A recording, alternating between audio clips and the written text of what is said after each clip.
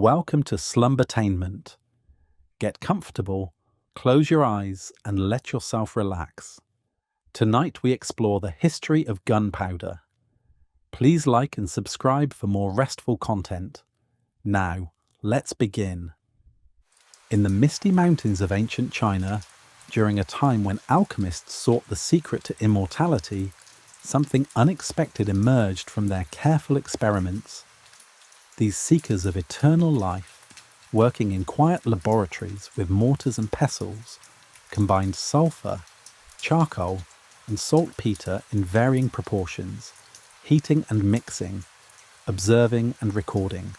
They were looking for an elixir that would extend human life indefinitely, but instead they discovered something that would transform human civilization in ways they could never have imagined. The exact moment of discovery is lost to time, hidden somewhere in the 9th century during the Tang dynasty, but we know that these alchemists were the first to witness the peculiar properties of what would come to be called black powder, or gunpowder. The three ingredients that make up gunpowder are each remarkable in their own right. Sulfur, a yellow crystalline solid that burns with a distinctive blue flame and acrid smell, had been known to humanity since ancient times. It was found near volcanic regions, deposits left behind by the Earth's internal fires, and it was used in various medicinal preparations and religious ceremonies. Charcoal, the black carbon residue left when wood is heated in the absence of air, was equally familiar, used for cooking, heating, and even in early metallurgy. But it was saltpeter, also known as potassium nitrate, that proved to be the crucial component. This white crystalline substance formed naturally in certain conditions, often found as an efflorescence on cave walls or in soil rich with decomposing organic matter. In China, it was sometimes called Chinese snow, and it had various uses in medicine and food preservation. When these three substances were ground together in the right proportions, roughly 75 parts saltpeter, 15 parts charcoal, and 10 parts sulfur, something extraordinary happened. The mixture became capable of burning with tremendous speed, producing large volumes of hot gas in an instant. The saltpeter provided oxygen in abundance, the charcoal and sulfur served as fuel, and together they created a chemical reaction that released energy far more rapidly than ordinary burning. This rapid expansion of gases, when confined, could generate explosive force.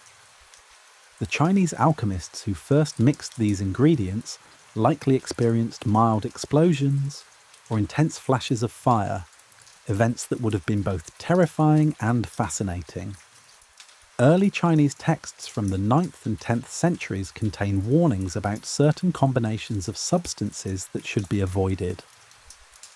One alchemical text warns of a mixture that, when exposed to flame, caused singed beards, burned hands, and even set buildings on fire.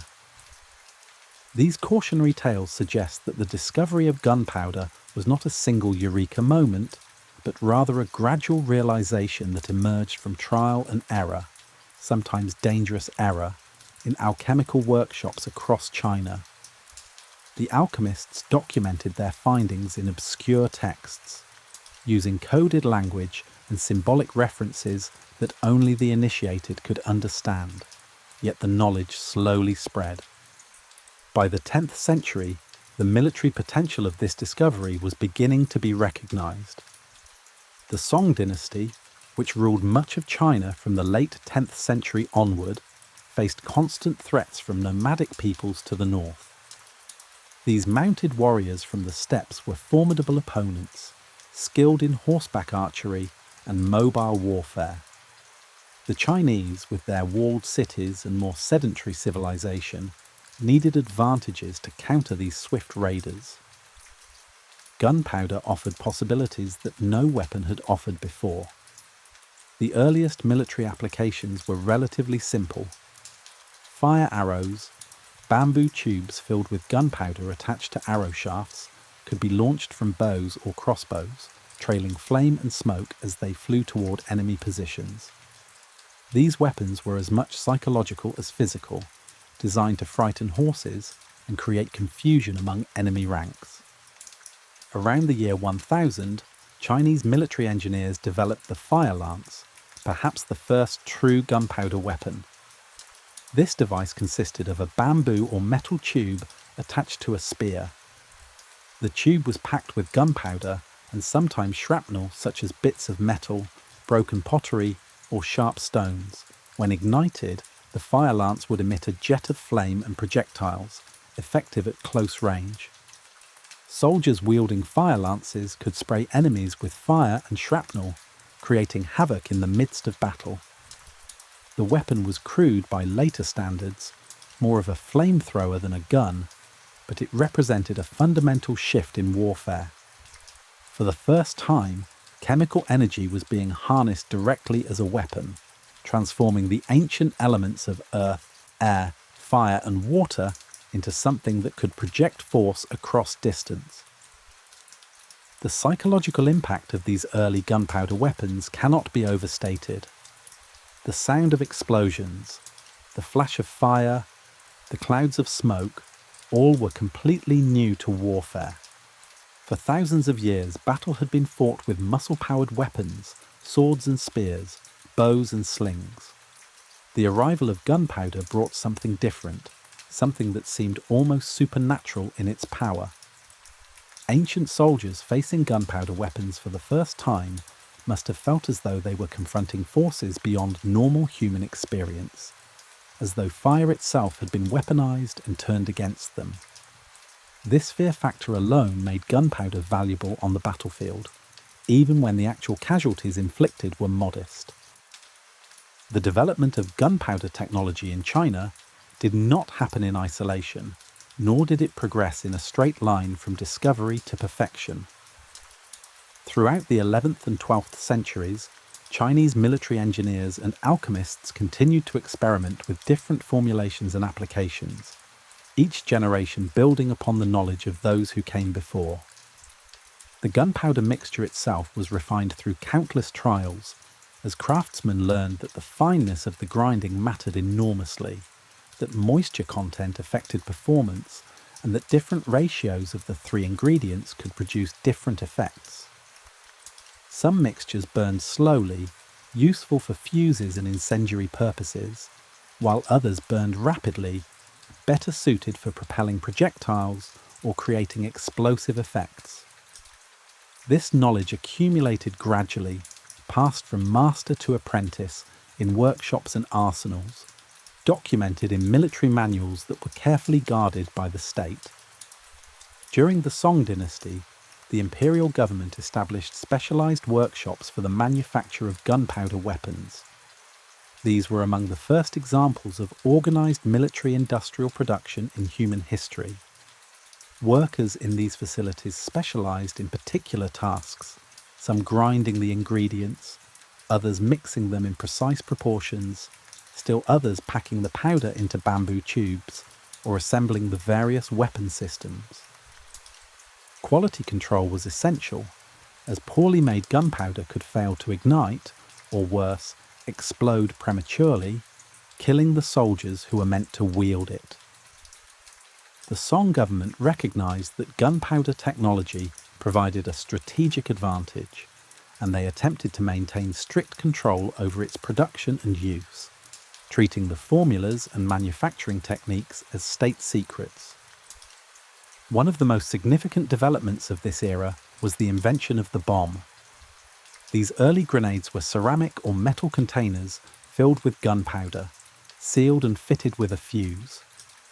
When the fuse was lit and the bomb was thrown or catapulted toward enemy forces, it would explode on impact or after the fuse burned down, scattering shrapnel and creating devastating effects. Historical accounts from the period describe the use of these bombs in sieges and naval battles, where they could be dropped onto enemy ships or hurled over fortress walls. The bombs were not always reliable, and their explosive power was limited by the relatively weak gunpowder formulations of the time, but they represented another step in the evolution of explosive weaponry. The Song military categorized different types of bombs by their intended purpose, with some designed to maximize noise and fear, others to scatter caltrops or poison, and still others to simply destroy through explosive force. The evolution from fire lance to true gun was a gradual process that unfolded over several centuries. The key innovation was the realization that a strong tube, properly sealed at one end, could channel the expanding gases from burning gunpowder to propel a projectile with considerable force. Early examples from the 13th century show metal barrels that could fire projectiles such as arrows or lead balls, though these weapons were still heavy, cumbersome, and unreliable. The metal had to be strong enough to contain the explosion without bursting, which required advances in metallurgy and casting techniques. Bronze was often used, as it was relatively easy to cast and had good strength properties, though it was expensive. Iron was stronger, but more difficult to work with using the technologies available at the time. These proto-guns were typically mounted on frames or stands, as they were too heavy to be held and fired by a single soldier. They were used primarily in defensive situations, positioned on city walls or in fortifications where their weight was not a disadvantage. The rate of fire was extremely slow by modern standards, perhaps one shot every several minutes, as each shot required cleaning the barrel, loading powder, inserting a projectile, and applying fire to a touch hole. The process was dangerous, as premature ignition could occur at any step, and accuracy was poor, as the smooth-bore barrels and irregular projectiles made precise aim nearly impossible. Yet despite these limitations, the weapons possessed a power that no bow or crossbow could match, capable of penetrating armor and striking fear into those who faced them.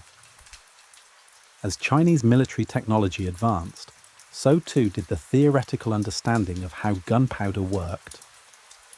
Although the modern concept of chemistry did not exist in medieval China, craftsmen and scholars developed practical knowledge about the properties of the ingredients and the reactions that occurred when they burned together. They understood empirically that the ratio of ingredients mattered, that the fineness of the powder affected burn rate, and that confinement increased explosive power. This knowledge was recorded in military encyclopedias and treatises, some of which survive to the present day, providing us with windows into the technological sophistication of medieval Chinese warfare. The Mongol invasions of the 13th century marked a crucial turning point in the spread of gunpowder technology beyond China's borders. The Mongols, fierce warriors who had conquered vast territories stretching from Korea to Eastern Europe, encountered Chinese gunpowder weapons during their conquest of the Jin dynasty in northern China, and later during their campaigns against the Song dynasty in the south. Rather than simply overwhelming Chinese defenses with traditional cavalry tactics, the Mongols quickly recognized the value of these new weapons and incorporated them into their own military practices. Captured Chinese engineers and craftsmen were forced to produce gunpowder weapons for the Mongol armies, and knowledge of the technology began to spread along the trade routes and military campaigns that connected Asia to the Middle East and Europe. The siege of Baghdad in 1258, when Mongol forces under Hulagu Khan captured and destroyed the Abbasid capital, may have involved the use of gunpowder weapons, though historical accounts are ambiguous, and the exact nature of the weapons used is debated by scholars. What is clear is that by the mid-13th century, knowledge of gunpowder had reached the Islamic world, where Arab and Persian scholars and craftsmen began their own experiments and refinements. The transmission of technology across cultural boundaries is rarely a simple process of copying, and as gunpowder knowledge moved westward, it was adapted and modified to fit different military traditions, different manufacturing capabilities, and different tactical requirements. The arrival of gunpowder knowledge in the Islamic world during the 13th century coincided with a period of remarkable intellectual and technological activity across the Middle East and North Africa. The Islamic empires of this era were centers of learning, where scholars preserved and expanded upon ancient Greek and Roman knowledge, while also developing their own innovations in mathematics, astronomy, medicine, and engineering. When gunpowder technology reached these regions, it found fertile ground among craftsmen and military engineers who were already skilled in metalworking, chemistry, and siege warfare. The Arabic word for saltpeter, the crucial ingredient in gunpowder, suggests that knowledge of this substance and its properties was established relatively early, and recipes for gunpowder mixtures began appearing in Arabic military texts by the late 13th and early 14th centuries. Islamic military engineers adapted gunpowder technology to their own needs and circumstances. The warfare of the Middle East and North Africa differed in important ways from that of East Asia, with different terrain, different tactical traditions, and different types of fortifications. The massive stone castles and citadels that dotted the landscape from Egypt to Persia required different siege techniques than the wooden and earthwork fortifications common in parts of China. Early gunpowder weapons in the Islamic world were often used in siege operations, where their ability to breach walls or create chaos among defenders proved valuable.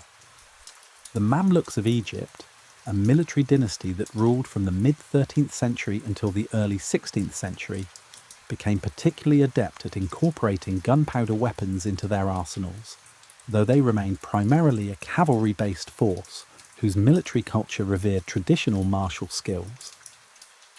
European contact with gunpowder technology likely occurred through multiple channels during the 13th and 14th centuries. The Crusades had brought European knights and soldiers into sustained contact with Islamic armies, and although the Crusader states in the Levant were ultimately unsuccessful, they served as conduits for technological transfer in both directions. Trade routes connecting Europe to Asia through the Mediterranean and overland through the Middle East also facilitated the exchange of ideas and techniques. By the early 14th century, references to gunpowder and primitive cannon begin appearing in European sources, suggesting that the knowledge had crossed cultural boundaries and was beginning to be exploited by European craftsmen and military engineers. The earliest European references to gunpowder are somewhat cryptic and have been the subject of extensive scholarly debate. A manuscript attributed to a German scholar named Berthold Schwarz, sometimes called Black Berthold, supposedly describes gunpowder and its properties, though the dating and authenticity of this text have been questioned. More reliably, an English Franciscan friar named Roger Bacon wrote about an explosive mixture in the mid-13th century, describing it in coded language that suggests he was aware of its dangerous potential and wished to prevent its widespread use. Whether Bacon actually understood gunpowder or was describing something else remains uncertain, but his writings indicate that knowledge of powerful chemical mixtures was circulating among learned Europeans by this period. The first definitive evidence of gunpowder weapons in Europe comes from the early 14th century, when illustrations and written accounts begin describing primitive cannon, often called pots de fer or fire pots. These early European guns were typically made of bronze or wrought iron, fashioned by blacksmiths using techniques adapted from bell making and other metalworking traditions. They were usually small, designed to fire stone or metal balls weighing a few pounds, and they were mounted on wooden frames or laid directly on the ground. The powder charges were weak, the barrels were thick and heavy to prevent bursting, and the rate of fire was painfully slow. Yet even these crude weapons possessed a psychological impact that made them valuable in warfare, and European rulers and military commanders quickly recognized their potential. The 100 Years' War between England and France, which began in 1337 and would drag on for more than a century, became a proving ground for gunpowder technology in Europe. Both sides experimented with cannon and handheld firearms, gradually improving their design and effectiveness. The Battle of Crécy in 1346, a devastating English victory over French forces, is sometimes cited as the first major European battle in which gunpowder weapons played a role, though the exact extent of their use is debated by historians. What is clear is that cannon were present on the battlefield, and their thunder and smoke added to the chaos of combat, even if they inflicted relatively few casualties compared to the English longbow, which proved to be the truly decisive weapon that day. The development of gunpowder weapons in medieval Europe was hindered by several factors, chief among them the difficulty of producing high-quality powder and the limitations of contemporary metallurgy. Saltpeter was not naturally abundant in most of Europe, and early gunpowder makers had to develop methods for producing it artificially by establishing nitrary beds, piles of organic material mixed with lime and other substances that, when left to decompose over months or years, would yield saltpeter that could be extracted and refined. This process was time-consuming and labour-intensive, and it meant that gunpowder remained expensive and sometimes in short supply. The quality of the powder varied considerably depending on how it was made and how the ingredients were processed, and this inconsistency made early firearms unreliable. Metallurgical challenges were equally significant. Casting a cannon barrel that was strong enough to contain the explosive force of burning gunpowder without being so thick and heavy as to be immovable required skills and knowledge that took time to develop. Early cannon makers worked largely by trial and error, and failures were not uncommon. Barrels could burst during firing, killing or maiming the gun crew, or they might crack and become useless after only a few shots. The development of stronger and more reliable cannon was a gradual process of refinement, as founders learned to control the composition of their bronze alloys, to create better moulds, and to inspect castings for flaws. Wrought iron guns, made by welding together iron bars to form a tube and then binding it with iron hoops, offered an alternative to cast bronze, though these weapons had their own weaknesses and were prone to bursting if not carefully made. Despite these difficulties, gunpowder technology continued to advance throughout the 14th century, driven by the demands of warfare and the competition between rival kingdoms and city-states. Each improvement, whether in powder formulation, gun design or manufacturing technique, was quickly adopted and spread through the military networks of Europe, and gradually the cannon evolved from a curiosity to a weapon that no major military force could afford to ignore. The transformation of warfare had begun, though it would take several more centuries for gunpowder weapons to achieve complete dominance over traditional weapons like the bow, the crossbow and the pike. The 15th century witnessed a dramatic acceleration in the development and deployment of gunpowder weapons across Europe, Asia and the Middle East. This was an era of transition, when medieval methods of warfare began to give way to something new, though the old ways persisted alongside the new for many decades. Castle walls that had stood impregnable for centuries suddenly became vulnerable to bombardment, and the entire architecture of fortification began to evolve in response to the growing power of artillery. The transformation was not instantaneous, nor was it uniform across different regions, but by the end of the century, it was clear that gunpowder had fundamentally altered the nature of warfare, and by extension, the political landscape of entire civilizations. One of the most significant technological advances of this period was the development of corned powder, a refinement that dramatically improved the performance of gunpowder. Earlier forms of gunpowder had been created by simply mixing the three ingredients together in powder form, a mixture known as serpentine powder. This material had several disadvantages, chief among them the tendency of the components to separate during transportation or storage, as the different ingredients had different densities and would settle into layers if the container was jostled or moved. This meant that serpentine powder had to be remixed before use, and even then its performance was inconsistent. Furthermore, the fine powder created dust that could be hazardous to handle and difficult to measure accurately. Corned powder solved these problems through a process of moistening the mixed ingredients, forming them into cakes, drying them, and then breaking the cakes into granules of uniform size. This granulation process prevented the separation of ingredients, made the powder safer to handle and transport, and actually increased its explosive power because the spaces between granules allowed the flame to spread more rapidly through the charge, creating faster combustion and higher pressures. The introduction of corned powder in the mid-15th century represented a major leap forward in gunpowder technology, enabling the development of more powerful and reliable firearms and artillery pieces.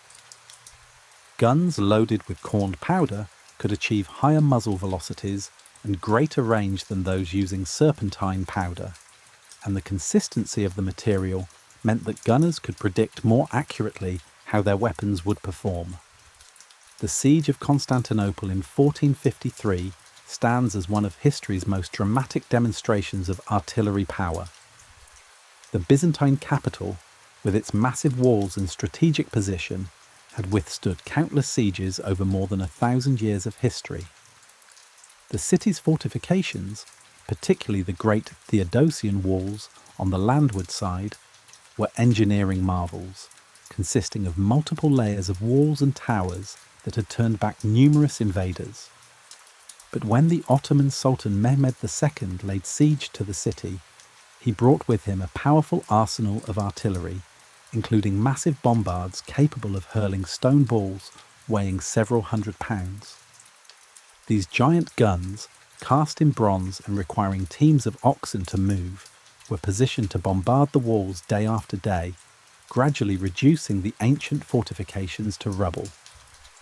The largest of these Ottoman cannon was reportedly built by a Hungarian engineer named Urban, who had offered his services first to the Byzantines, but when they could not afford to pay him adequately, went to work for Mehmed instead. Urban's great bombard was said to be capable of firing stone projectiles weighing over half a ton across a distance of more than a mile. The gun was so large and heavy that it required 60 oxen to transport it and a crew of hundreds of men to operate it. Loading and firing the weapon was an elaborate procedure that could take hours, but when it fired, the sound could be heard for miles, and the impact of its projectiles could demolish substantial sections of masonry.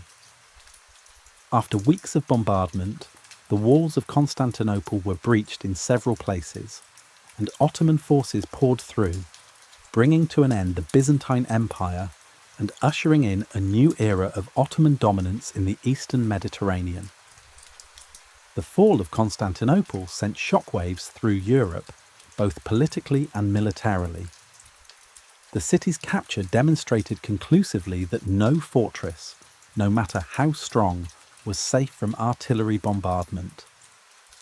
European military engineers and architects began to rethink the design of fortifications, moving away from the high vertical walls that had characterized medieval castles toward lower, thicker walls that could better absorb cannon fire.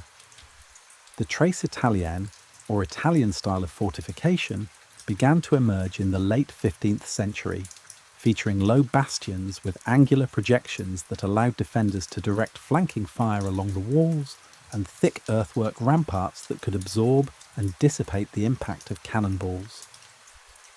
These new fortifications were enormously expensive to build and required sophisticated geometric planning, but they proved far more resistant to artillery than traditional medieval walls. While siege artillery was becoming larger and more powerful, handheld firearms were also evolving, though more slowly. The earliest handguns, simple tubes of metal attached to wooden stocks, were awkward and difficult to use.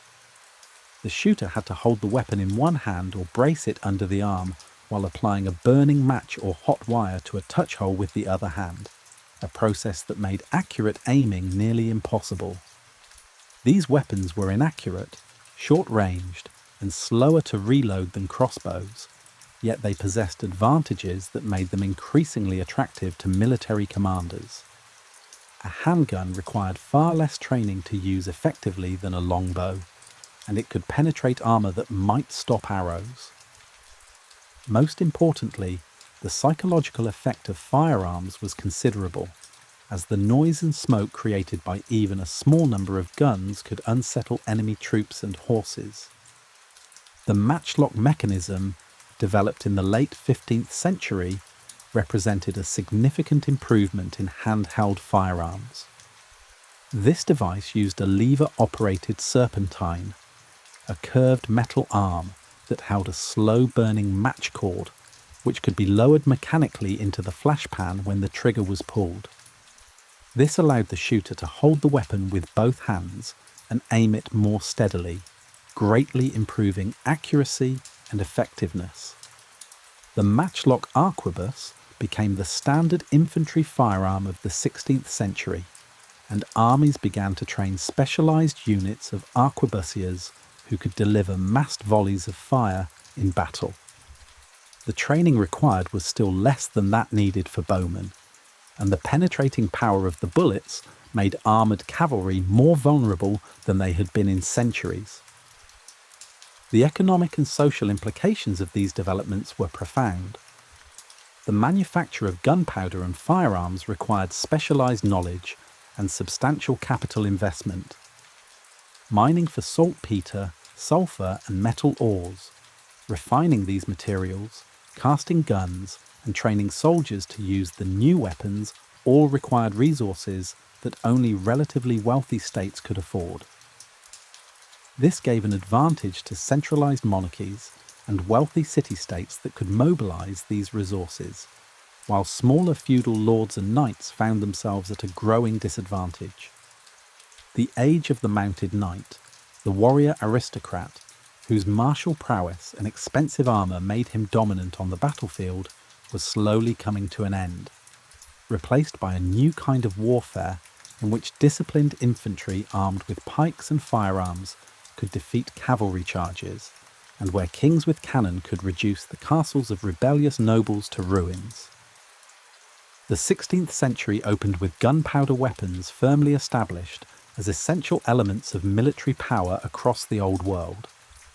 From the battlefields of Europe to the steppes of Central Asia, from the deserts of North Africa to the jungles of Southeast Asia, commanders and rulers recognized that success in warfare now required artillery and firearms.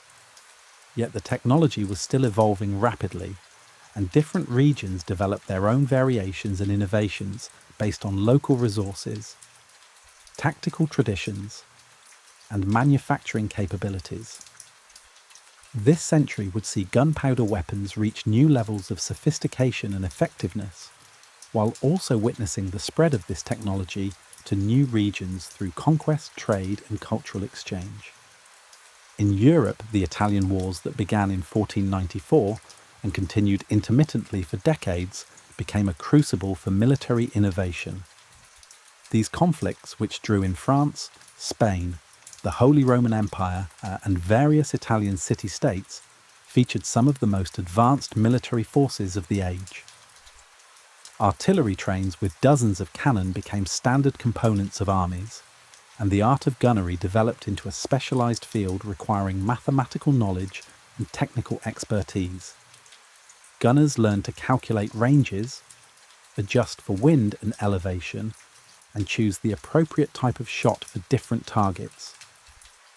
Solid stone balls were used against fortifications, while anti-personnel rounds filled with smaller projectiles could devastate formations of infantry. The French in particular became renowned for their artillery, developing lighter, more mobile cannon that could be moved more easily on campaign and redeployed rapidly during battle. The Spanish, meanwhile, excelled in the development of infantry tactics that combined firearms with traditional weapons. The Spanish tercio, a large formation of pikemen and arquebusiers working in close coordination, became the dominant infantry system of the 16th century. The pikemen, armed with long spears, provided protection against cavalry and could engage in close combat, while the arquebusiers delivered firepower that could disrupt enemy formations and inflict casualties at distance. This combination proved devastatingly effective, and Spanish tercios won victory after victory across Europe and in the New World. The key to their success lay not just in the weapons themselves, but in the discipline and training of the soldiers, who learned to maneuver as cohesive units, to reload their weapons under fire, and to hold their ground against cavalry charges that would have broken less disciplined troops. Across the Mediterranean, the Ottoman Empire continued to refine its use of artillery and firearms. Ottoman armies campaigned from the gates of Vienna to the shores of the Indian Ocean, and their military forces incorporated gunpowder weapons at every level. The Janissaries, the elite infantry corps that formed the core of Ottoman military power, were among the first standing armies to be equipped entirely with firearms. These professional soldiers, recruited through the Devshirme system and trained from youth, became experts in the use of the matchlock musket, and their disciplined volleys decided countless battles. Ottoman artillery remained formidable, with skilled gun founders producing bronze cannon of excellent quality. The Ottoman Navy also adopted gunpowder weapons, mounting cannon on their galleys and using them to project power throughout the Mediterranean Sea.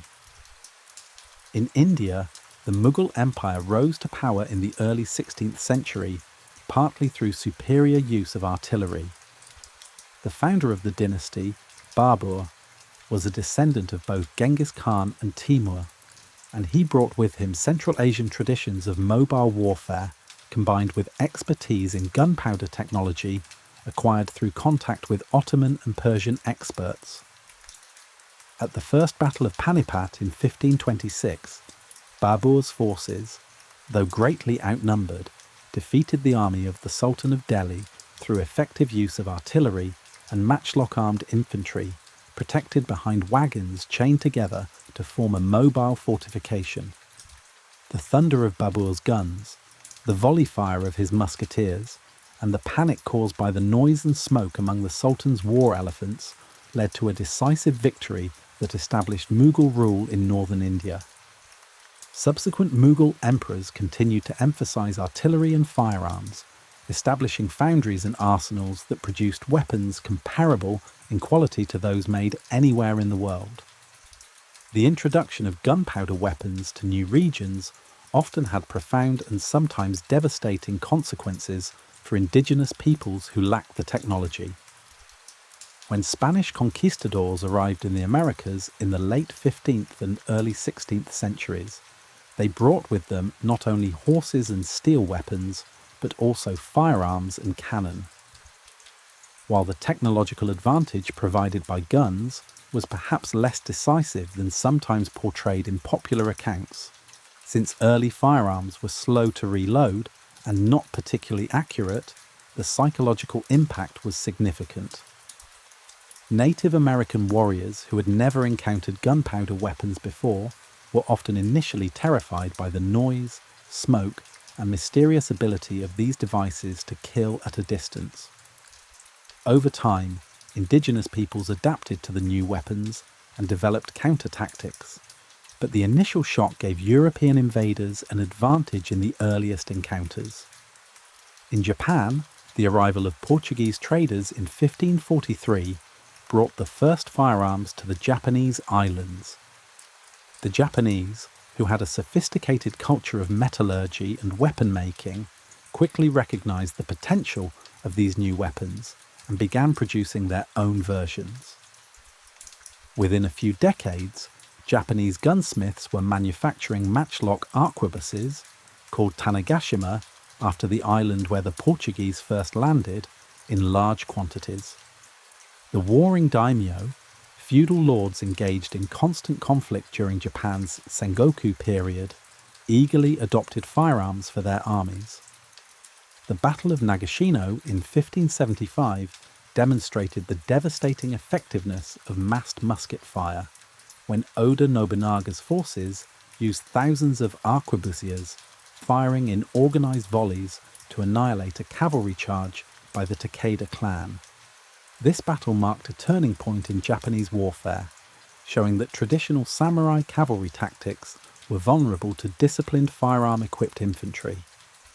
The chemistry of gunpowder continued to be refined during this period, though the fundamental understanding remained empirical rather than theoretical. Gunpowder makers experimented with different ratios of ingredients, seeking the optimal balance between power and stability. They learned that moisture content affected performance, that the size of the granules influenced burn rate, and that impurities in the ingredients could cause problems. The production of high-quality gunpowder remained as much an art as a science, with master powder makers guarding their secrets and apprentices learning through years of practice. Governments established monopolies over gunpowder production, recognizing that control of this substance was essential to military power and political stability. The environmental and health costs of gunpowder manufacture were considerable, though they received little attention at the time. The mining and processing of sulfur produced toxic fumes, while the extraction of saltpeter from decomposing organic matter was unpleasant and labor-intensive work. The mixing and grinding of gunpowder ingredients was dangerous, with explosions occurring frequently enough that powder mills were typically located well away from populated areas. Workers in these facilities suffered from respiratory ailments caused by inhaling powder dust, and accidental explosions killed or maimed many over the years. Yet the demand for gunpowder continued to grow, driving the expansion of production facilities across Europe, Asia, and eventually other parts of the world as well. The 17th century witnessed the maturation of gunpowder warfare into systems that would remain recognizable in their essential features well into the modern era. This was the age of the military revolution, a period when European states in particular developed professional standing armies, standardized equipment and training, and sophisticated logistical systems to support forces in the field. Gunpowder weapons were at the heart of this transformation, and improvements in firearm design, tactical doctrine, and manufacturing processes made them more effective than ever before. The matchlock musket, despite its limitations, became the dominant infantry weapon, while artillery grew lighter, more mobile, and more accurate. Warfare became more systematic, more deadly, and more expensive, requiring resources that only well-organized states could marshal effectively. The wheel-lock mechanism, developed in the early 16th century but becoming more widespread in the 17th, offered an alternative to the matchlock for cavalry and specialized troops. Instead of relying on a slow-burning match that could be extinguished by wind or rain, the wheel lock used a spring-loaded wheel that, when released, spun against a piece of iron pyrite to create sparks that ignited the priming powder. This mechanism was more reliable in adverse weather and allowed cavalry to carry loaded pistols that could be fired immediately when needed, without the need to keep a match burning continuously. However, wheel locks were complex, expensive to manufacture, and prone to mechanical failure, which limited their adoption primarily to cavalry officers and wealthy individuals. Common infantry continued to rely on the simpler, cheaper matchlock throughout most of the century. The 30 Years' War, which devastated Central Europe from 1618 to 1648, demonstrated both the power and the terrible costs of early modern gunpowder warfare. This brutal conflict, which began as a religious war between Catholic and Protestant states, but evolved into a broader struggle for power, saw armies of unprecedented size moving across the landscape, besieging cities and fighting massive battles involving tens of thousands of soldiers. Artillery and musketry inflicted casualties on a scale unknown in earlier conflicts, and the civilian populations suffered enormously from the destruction. Cities were bombarded into submission. Crops and villages were destroyed to deny resources to enemy forces, and disease followed in the wake of the armies. By the war's end, large portions of Germany had been depopulated and impoverished, a stark illustration of the destructive potential of gunpowder weapons when deployed on a large scale. During this period, military thinkers began to develop more sophisticated theories about how to employ gunpowder weapons effectively. The Swedish king Gustavus Adolphus, who intervened in the 30 Years' War, introduced innovations that made his forces among the most formidable of the age.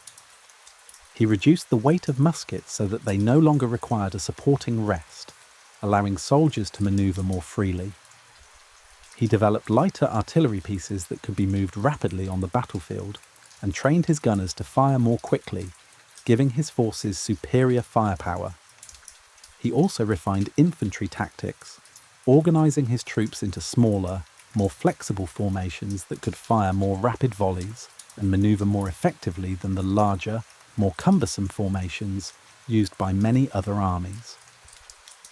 These innovations made Swedish forces extremely effective, and other European armies gradually adopted similar reforms.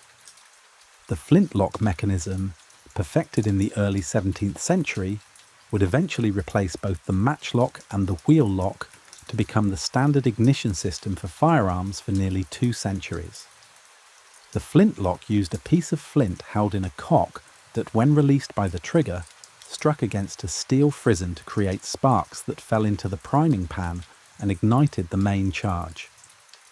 This system was simpler and more reliable than the wheel lock, cheaper to manufacture, and more weather-resistant than the matchlock, though it was not immune to problems with damp powder in rainy conditions. The adoption of the flintlock was gradual, with different armies switching over at different times depending on their resources and manufacturing capabilities, but by the end of the century, it was becoming the dominant technology. Naval warfare was transformed by gunpowder perhaps as profoundly as land combat. The great sailing warships of the 17th century, with their multiple decks of cannon, represented floating artillery platforms capable of tremendous firepower. The line of battle, in which ships formed a single line and fired broadsides at the enemy fleet, became the standard naval tactic, and sea battles became exercises in gunnery and seamanship. The weight of broadside a ship could deliver, the rate of fire its gun crews could maintain, and the skill with which its captain could maneuver to maximize his gun's effectiveness while minimizing enemy fire determined victory or defeat. The naval powers of Europe, particularly England, France, the Netherlands, and Spain, invested enormous resources in building and maintaining fleets of these warships, recognizing that control of the seas was essential to colonial expansion, trade protection, and national security. The science of ballistics began to develop during this period as mathematicians and military engineers attempted to understand the behavior of projectiles in flight. Galileo Galilei's studies of motion provided theoretical foundations for understanding how cannonballs travelled through the air, and later scientists built on this work to develop practical methods for calculating trajectories. Gunners learned to adjust elevation and powder charges to hit targets at different ranges, and artillery became more accurate and effective as a result. Books on gunnery became more common, spreading knowledge of these techniques to artillerists across Europe. The development of rifling, spiral grooves cut into the barrel that caused the projectile to spin and fly more accurately, began experimentally during this period, though rifled firearms would not become common for another 2 centuries due to manufacturing difficulties and the slow loading time required. In Asia, the Qing dynasty of China, established by Manchu conquerors in the mid-17th century, made extensive use of artillery in their campaigns to unify China and expand into Central Asia. The Qing employed Jesuit missionaries from Europe as technical advisors, and these European experts helped design and cast modern cannon for the imperial armies. This represented an interesting reversal of the historical flow of gunpowder technology, as European knowledge returned to East Asia, where gunpowder had originated centuries earlier. The Qing artillery, combined with disciplined infantry and cavalry, proved highly effective against various opponents, from Ming loyalists to Mongol tribes to the kingdoms of Central Asia. The Qing created a vast empire that stretched from the Pacific Ocean to Central Asia, and gunpowder weapons were an important tool in establishing and maintaining this dominion. The Ottoman Empire, while still formidable, began to face challenges in keeping pace with European advances in military technology. Ottoman firearms and artillery remained effective, but the empire's industrial and economic base was not developing as rapidly as those of some European states, and by the late 17th century, this gap was beginning to show on the battlefield.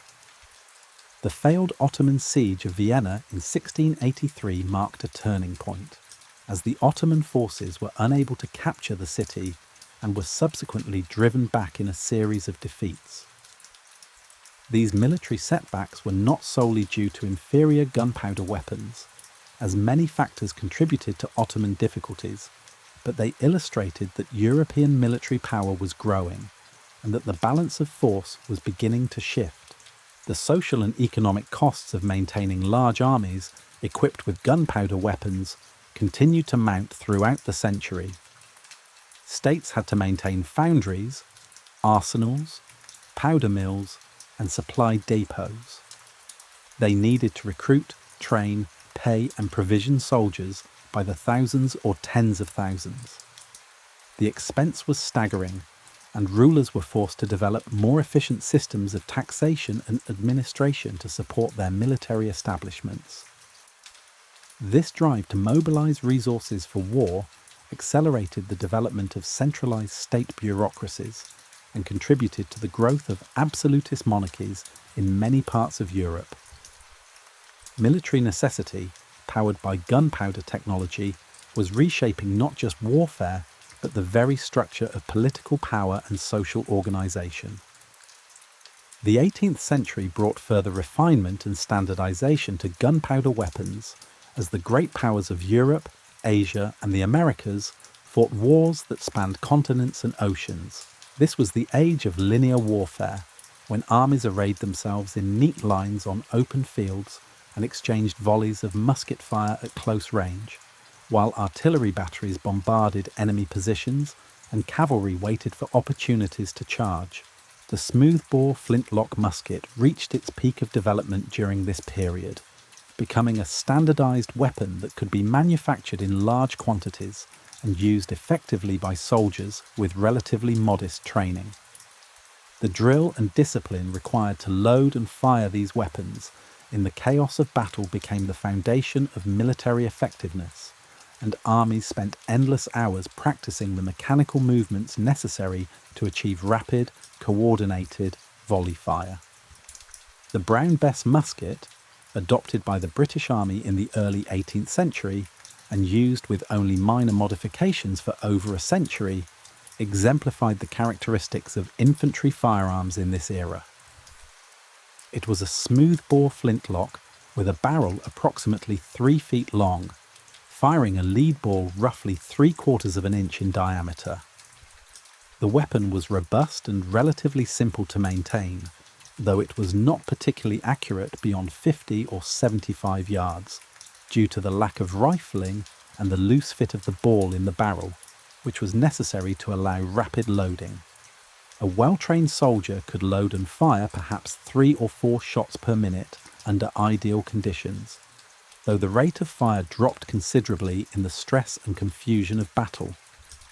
The key to effectiveness was not individual marksmanship, but coordinated volley fire, with entire ranks of soldiers firing simultaneously to create a sheet of lead that could devastate enemy formations at close range. Artillery continued to evolve, with improvements in metallurgy, powder formulation, and gun design, making cannon more reliable and effective. The French in particular made important advances in artillery during the mid-18th century under the direction of Jean-Baptiste de Gribeauval, who standardized calibers, improved manufacturing techniques, and developed better carriages and limbers that made guns more mobile. Gribeauval's reforms created an artillery system that was more efficient and effective than those of France's rivals, giving French armies a significant advantage on the battlefield. These reforms influenced artillery development across Europe, as other nations studied French methods and adapted them to their own needs. The concept of field artillery, lighter guns that could accompany infantry and cavalry on campaign and be repositioned during battle, became increasingly important, while heavier siege artillery remained essential for reducing fortifications. The bayonet, a blade that could be attached to the muzzle of a musket, revolutionized infantry tactics by combining firepower with the ability to engage in close combat. Earlier versions of the bayonet had been plug bayonets that were inserted directly into the barrel, which prevented the weapon from being fired while the bayonet was attached. The development of the socket bayonet, which fit around the outside of the barrel, allowed soldiers to fire their muskets and then engage in hand-to-hand combat without needing to remove the bayonet. This eliminated the need for separate units of pikemen to protect musketeers from cavalry charges, as every musketeer could now defend himself in close combat. The adoption of the socket bayonet in the late 17th and early 18th centuries led to the disappearance of the pike from European armies and enabled new tactical formations and manoeuvres. The 7 Years' War, fought from 1756 to 1763 across Europe, North America, India, and the oceans connecting these theatres, demonstrated the global reach of gunpowder warfare. This conflict, sometimes called the First True World War, involved nearly all the great powers of the age and was fought with armies numbering in the hundreds of thousands, equipped with standardized firearms and artillery. Battles involving tens of thousands of soldiers firing muskets and cannon at each other produced casualties on a horrific scale, with thousands killed or wounded in a single day of fighting. The precision drill and iron discipline that allowed soldiers to stand in tight formations and continue loading and firing while comrades fell around them represented a particular kind of courage, one very different from the individual martial prowess celebrated in earlier ages. In North America, the French and Indian War, the American theatre of the 7 Years' War, saw European-style linear warfare adapted to wilderness conditions.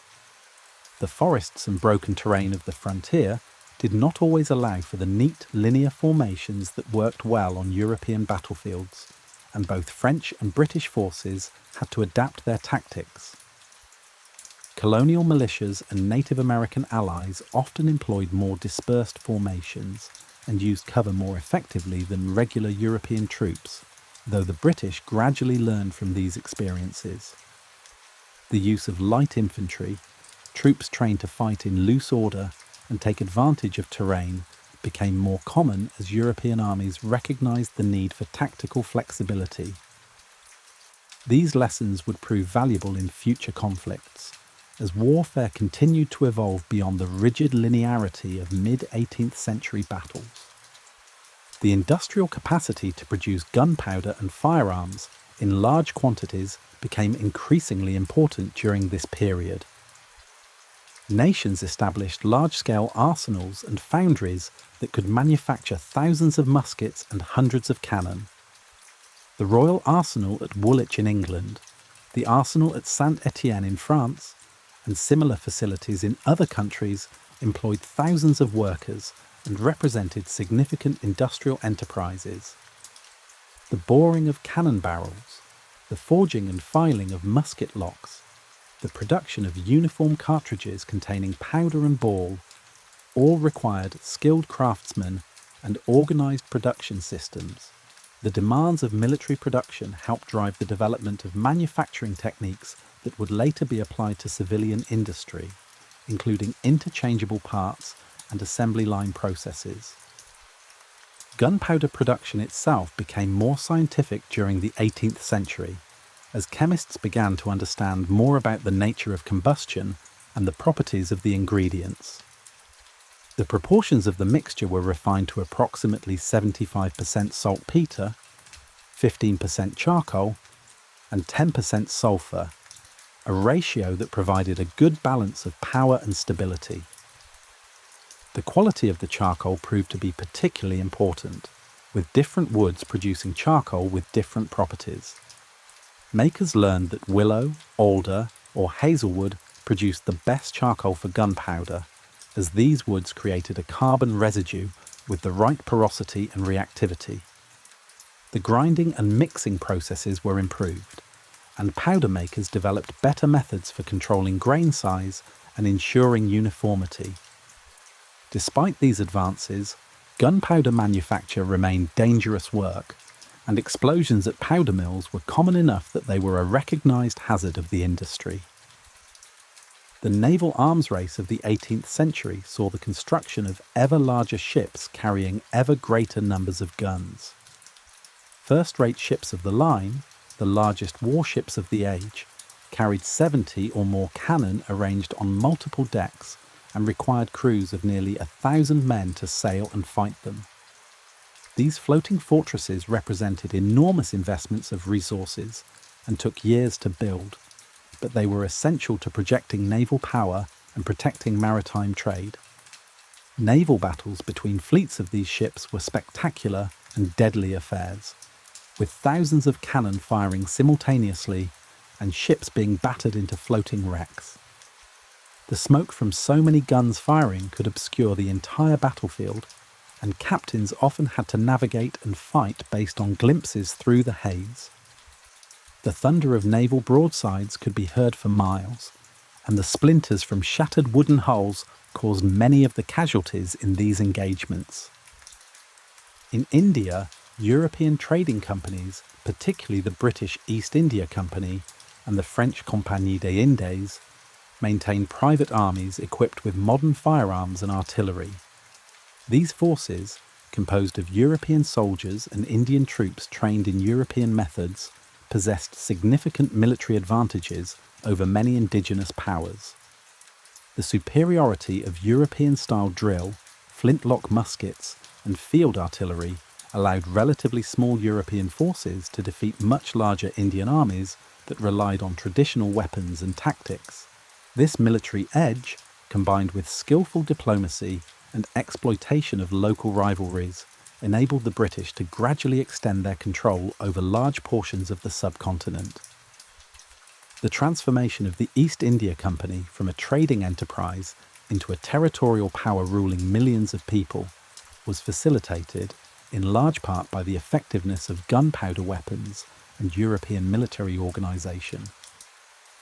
The late 18th century witnessed revolutionary changes not only in politics, but also in the nature of warfare itself.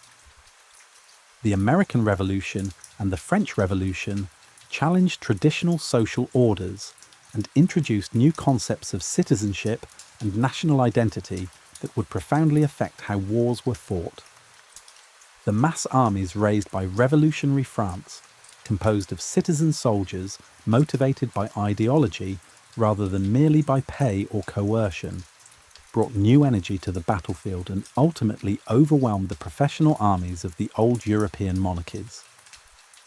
Gunpowder weapons remained central to these conflicts, but the way they were employed evolved as commanders experimented with new tactics and organizational structures designed to take advantage of the enthusiasm and numbers of their troops. The American Revolutionary War, fought from 1775 to 1783, demonstrated that a determined insurgency, equipped with firearms, could challenge a major European power.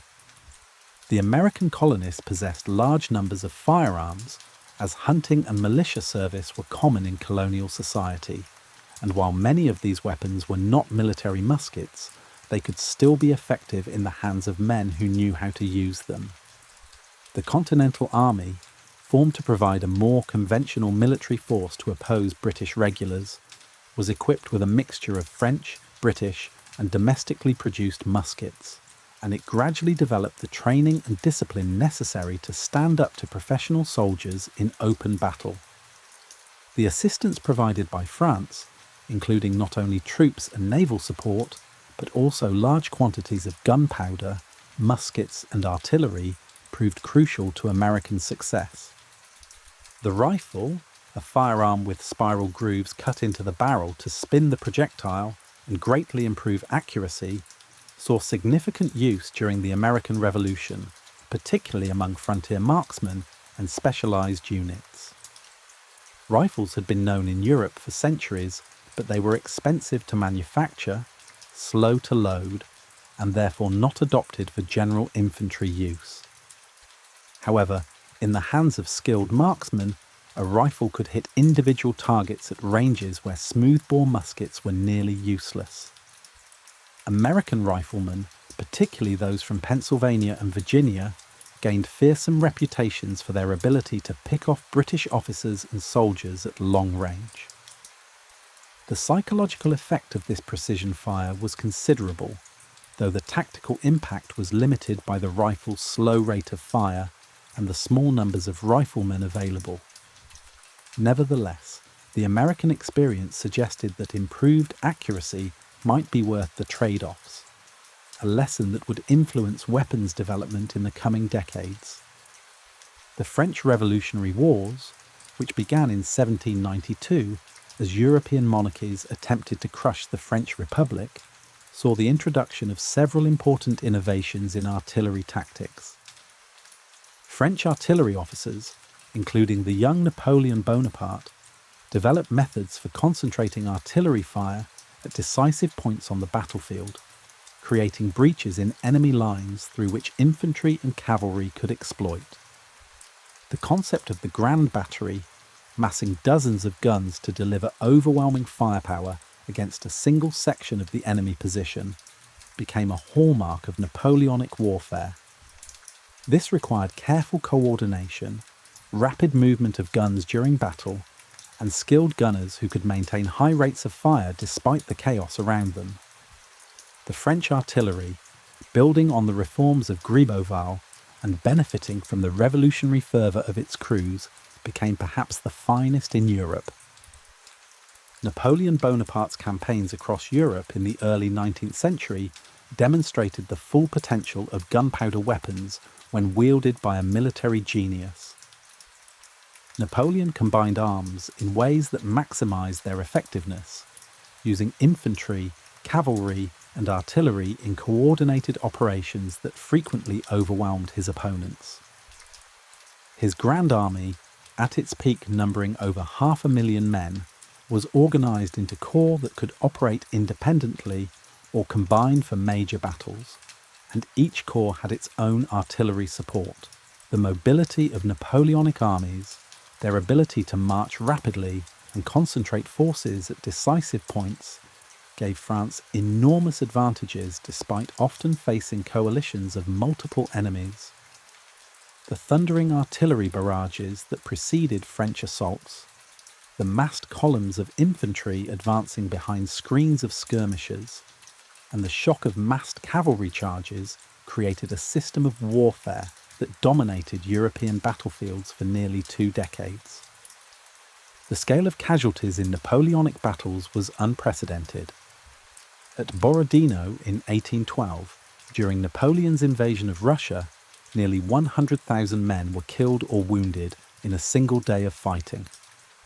The Battle of Leipzig in 1813, sometimes called the Battle of Nations, involved over 500,000 soldiers and resulted in casualties exceeding 100,000. These horrific losses were the result of improvements in gunpowder weapons, larger armies, and the willingness of commanders to accept enormous casualties in pursuit of decisive victory. The smoothbore musket and cannon of this era, while not fundamentally different from those of the mid-18th century, were manufactured in greater quantities and employed more effectively through improved tactics and organisation. The destructive power available to commanders had increased dramatically, even as the basic technology remained much the same. Naval warfare during the Napoleonic era reached new heights of sophistication and scale. The British Royal Navy, dominant on the seas through a combination of superior seamanship, gunnery, and leadership, maintained a blockade of French ports and fought numerous fleet actions against French and Allied navies. The Battle of Trafalgar in 1805, where Admiral Horatio Nelson's fleet decisively defeated a combined Franco-Spanish fleet, illustrated the decisive importance of naval gunnery and tactical skill.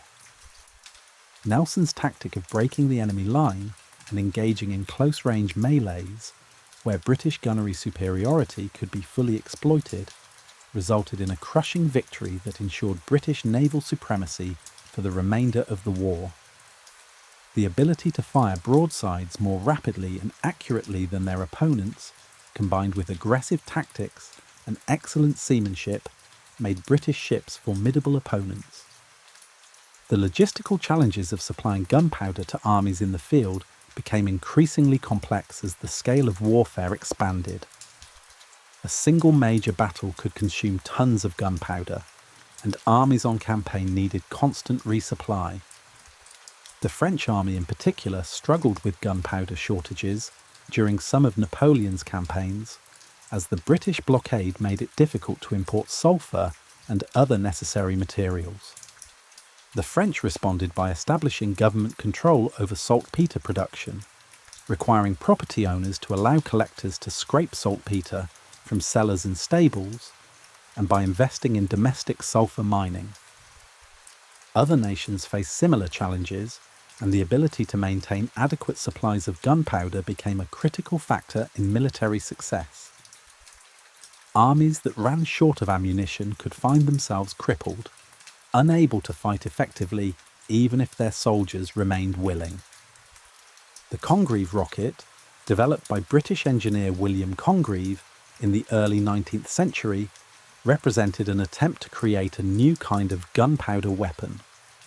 These rockets, based on Indian designs that the British had encountered during wars in India, consisted of iron tubes filled with gunpowder and attached to long stabilizing sticks. When ignited, the rocket would fly considerable distances, carrying either an explosive warhead or an incendiary payload. Congreve rockets were used by British forces in various campaigns, including the bombardment of Copenhagen in 1807 and attacks on Fort McHenry during the War of 1812, the latter inspiring the phrase, "the rocket's red glare," in the American national anthem. However, the rockets were notoriously inaccurate and unreliable, and they never replaced conventional artillery. Nevertheless, they demonstrated continued experimentation with gunpowder technology and pointed toward future developments in rocketry. The Peninsular War, fought in Spain and Portugal from 1808 to 1814, saw the widespread use of guerrilla tactics by Spanish irregulars against French occupation forces. These guerrillas, armed with a mixture of military muskets, hunting weapons, and even older firearms, proved highly effective at disrupting French communications and supply lines. The French, whose military system was designed for conventional warfare between organized armies, struggled to counter these irregular tactics.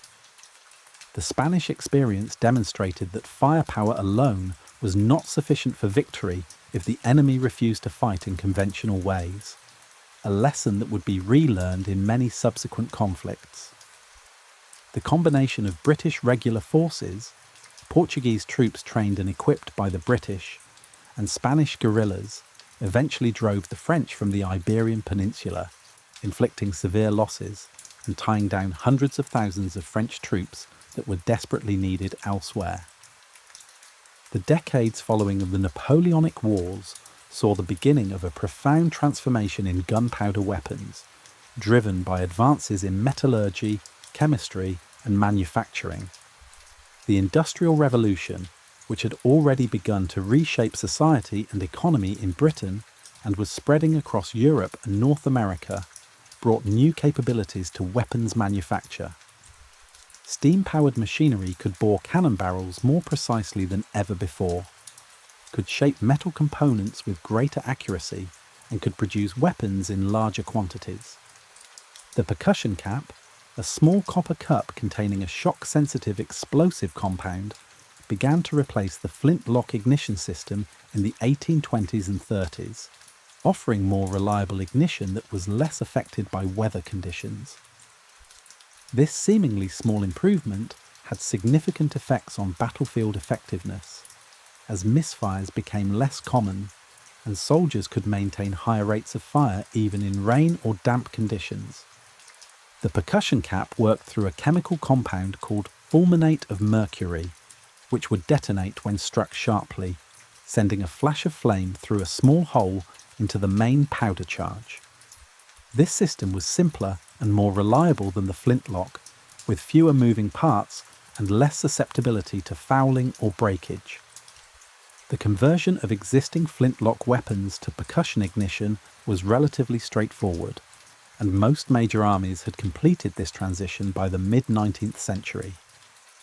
The psychological comfort of knowing that one's weapon was far more likely to fire when needed should not be underestimated, as soldiers carrying flintlock muskets had always faced the uncertainty that their weapons might fail at the crucial moment, particularly in wet conditions.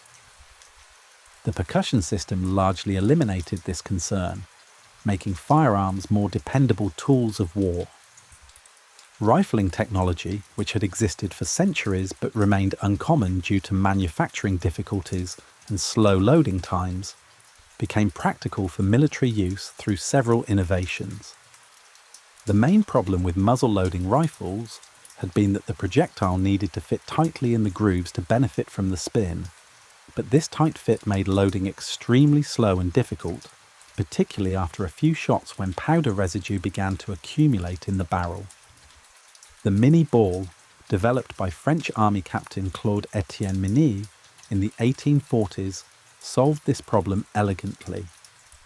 This conical bullet had a hollow base that would expand when the powder charge was fired, pushing the sides of the bullet into the rifling grooves.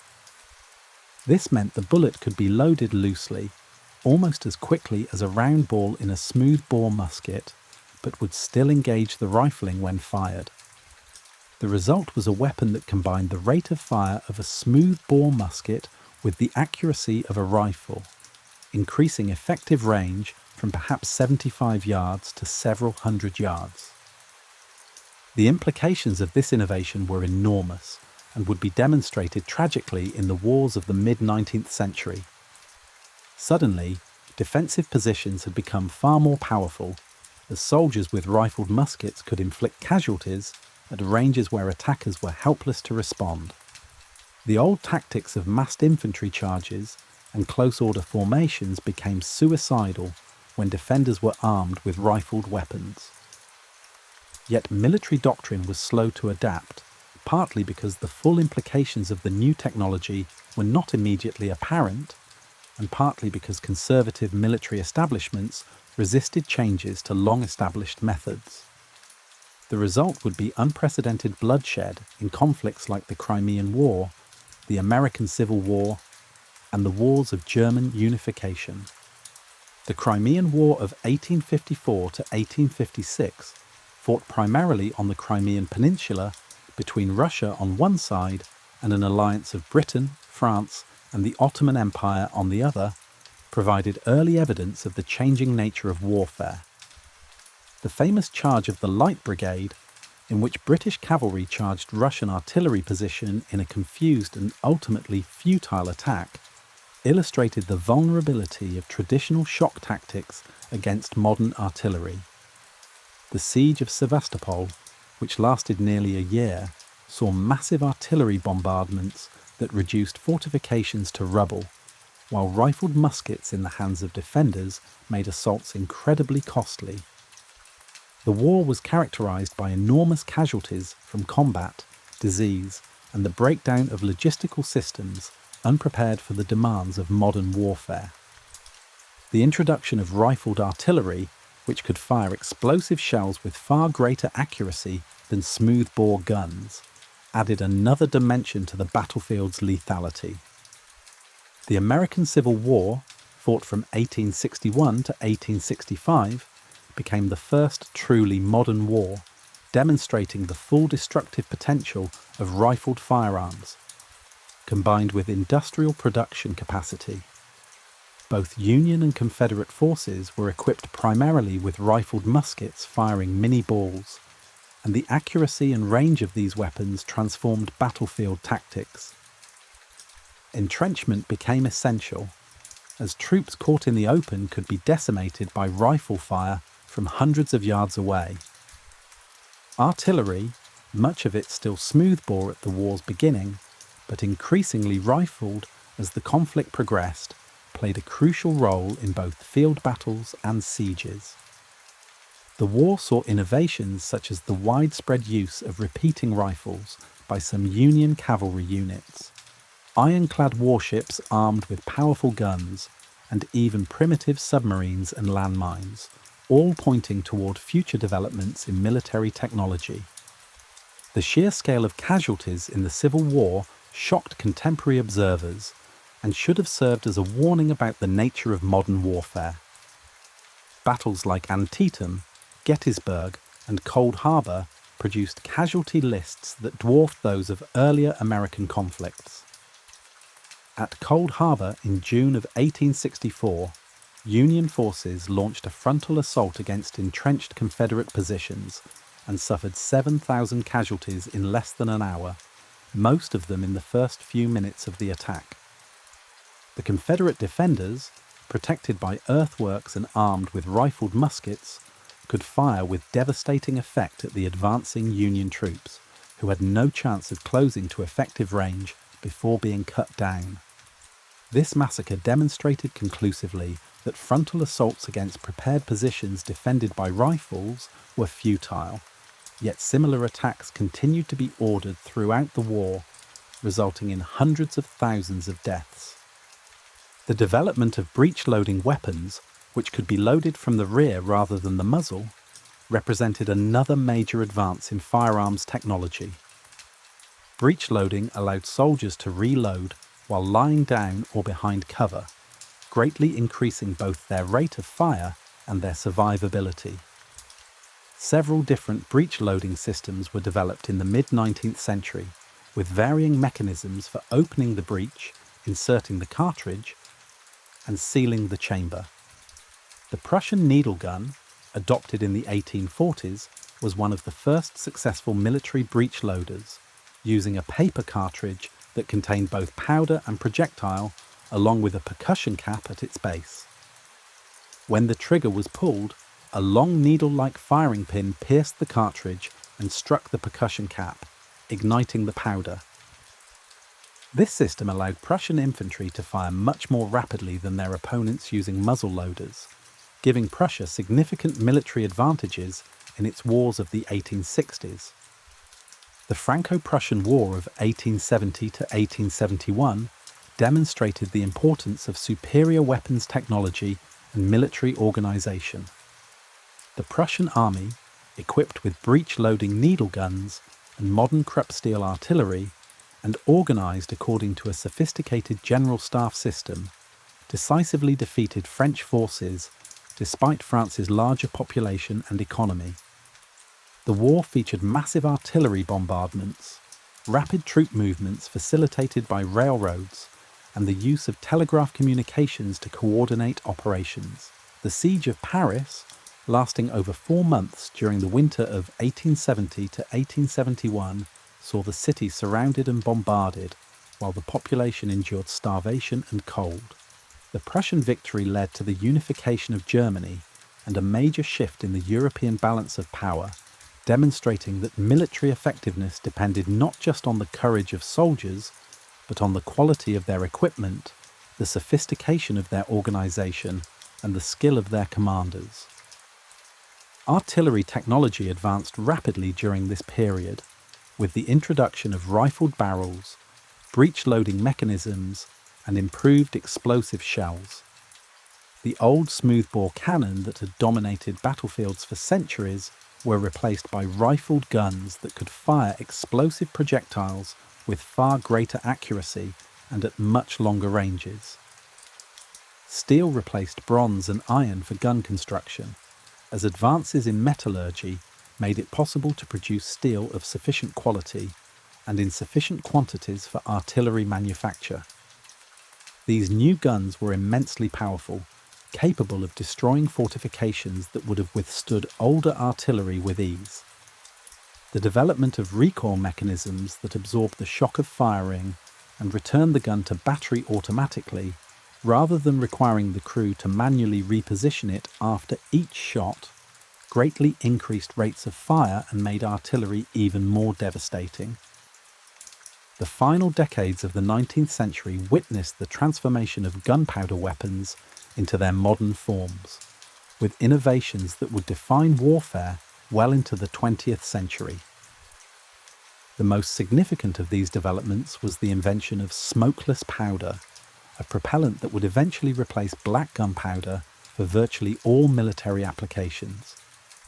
Black powder, despite centuries of refinement, had inherent limitations that had become increasingly problematic. It produced enormous quantities of thick white smoke when burned, obscuring the battlefield and revealing the positions of guns and riflemen. It left behind significant fouling residue that accumulated in gun barrels and mechanisms, requiring frequent cleaning and eventually degrading performance. It was also relatively weak compared to what chemistry suggested might be possible, limiting the velocities and ranges that could be achieved. French chemist Paul Viel developed the first practical smokeless powder in the 1880s, using nitrocellulose as the primary ingredient. This substance, also known as gun cotton, had been discovered decades earlier, but was dangerously unstable in its pure form. Viel found methods to stabilize nitrocellulose and form it into flakes or grains that could be used as a propellant. The resulting powder, which the French called poudre of B, burned with far less smoke than black powder, produced much higher pressures and velocities, and left behind minimal residue. Within a few years, other nations developed their own formulations of smokeless powder, often using combinations of nitrocellulose and nitroglycerin, another powerful explosive compound. These new propellants revolutionized firearms and artillery, enabling weapons with performance far superior to anything possible with black powder. The adoption of smokeless powder necessitated redesigning weapons to handle the higher pressures and velocities it produced. Stronger steels and more sophisticated metallurgy were required for barrels and actions. The increased velocities meant that bullets could be made smaller in diameter while retaining effectiveness, leading to the development of smaller caliber rifles that produced less recoil and allowed soldiers to carry more ammunition. The first modern military bolt-action rifles, firing metallic cartridges loaded with smokeless powder, appeared in the late 1880s and early 1890s. These weapons, such as the German Gewehr 98, the British Lee Enfield, and the American Springfield, were accurate to ranges of 1,000 yards or more, could fire 10 or more shots before reloading, and were reliable and relatively easy to maintain. They represented the culmination of centuries of firearms development and would remain in service, in some cases, through 2 world wars. Machine guns, weapons capable of firing hundreds of rounds per minute through mechanical automation, emerged as practical military tools in the late 19th century. Earlier attempts at rapid-fire weapons, such as the Gatling gun with its multiple rotating barrels, had shown promise but were heavy, complex, and required external power to operate the mechanism. The Maxim gun, invented by American-born British inventor Hiram Maxim in the 1880s, used the recoil energy from firing one cartridge to automatically extract the spent case, load a new cartridge, and fire again, creating a fully automatic weapon that could sustain fire as long as ammunition was supplied and the gun did not overheat. The Maxim gun and its derivatives were adopted by armies around the world, and they would prove devastatingly effective in colonial wars, and later in the trenches of the First World War. The expansion of European colonial empires during this period was facilitated significantly by the technological gap in firearms between European forces and indigenous peoples. The battles of the colonial wars were often grotesquely one-sided, with small numbers of European soldiers armed with breech-loading rifles, machine guns, and modern artillery, defeating much larger forces equipped with older firearms or traditional weapons. The Battle of Omdurman in 1898, during the British reconquest of Sudan, illustrated this disparity starkly. British and Egyptian forces, armed with Lee Metford rifles, Maxim guns, and modern artillery, faced a brave but poorly armed Sudanese army. The result was a massacre, with thousands of Sudanese warriors killed while British casualties numbered only in the dozens. The battle demonstrated the overwhelming advantage that modern firearms provided, though it also raised troubling questions about the use of such overwhelming force against peoples who had no access to equivalent technology. Artillery continued to evolve rapidly, with improvements in every aspect of design and manufacture. Quick-firing artillery pieces, equipped with recoil mechanisms, and breech-loading systems that allowed rates of fire of 15 or more rounds per minute, appeared in the 1890s. These guns could deliver sustained bombardments far more intense than older artillery, and their flat trajectories and high velocities made them effective against both fortifications and troops in the open. The French 75mm field gun, introduced in 1897, became perhaps the most famous artillery piece of its era, combining rapid fire, accuracy, and relative mobility in a single weapon. Other nations rushed to develop equivalent weapons, recognizing that artillery had become more important than ever to military success. The development of high explosive shells, filled with compounds far more powerful than gunpowder, added another dimension to artillery's destructive capability. Shells filled with picric acid, TNT, or other high explosives could shatter fortifications, create enormous craters, and devastate personnel over wide areas. The combination of high explosive shells and rapid-fire artillery meant that bombardments could achieve levels of destruction that would have been impossible with earlier weapons. The science of artillery fire, involving complex calculations of trajectory, wind, temperature, and other factors, became increasingly sophisticated, and artillery officers required extensive mathematical training to employ their weapons effectively. Forward observers, using telephones and later radios to communicate with gun batteries positioned far behind the lines, could direct fire onto targets that the gunners themselves could not see. Naval warfare underwent equally dramatic changes as steam power, steel construction, and powerful guns transformed warships. The ironclad warships that had appeared during the American Civil War evolved into steel battleships armed with massive rifled guns firing explosive shells. These ships, protected by thick armor plate and powered by steam engines, represented floating fortresses capable of destroying wooden warships with ease.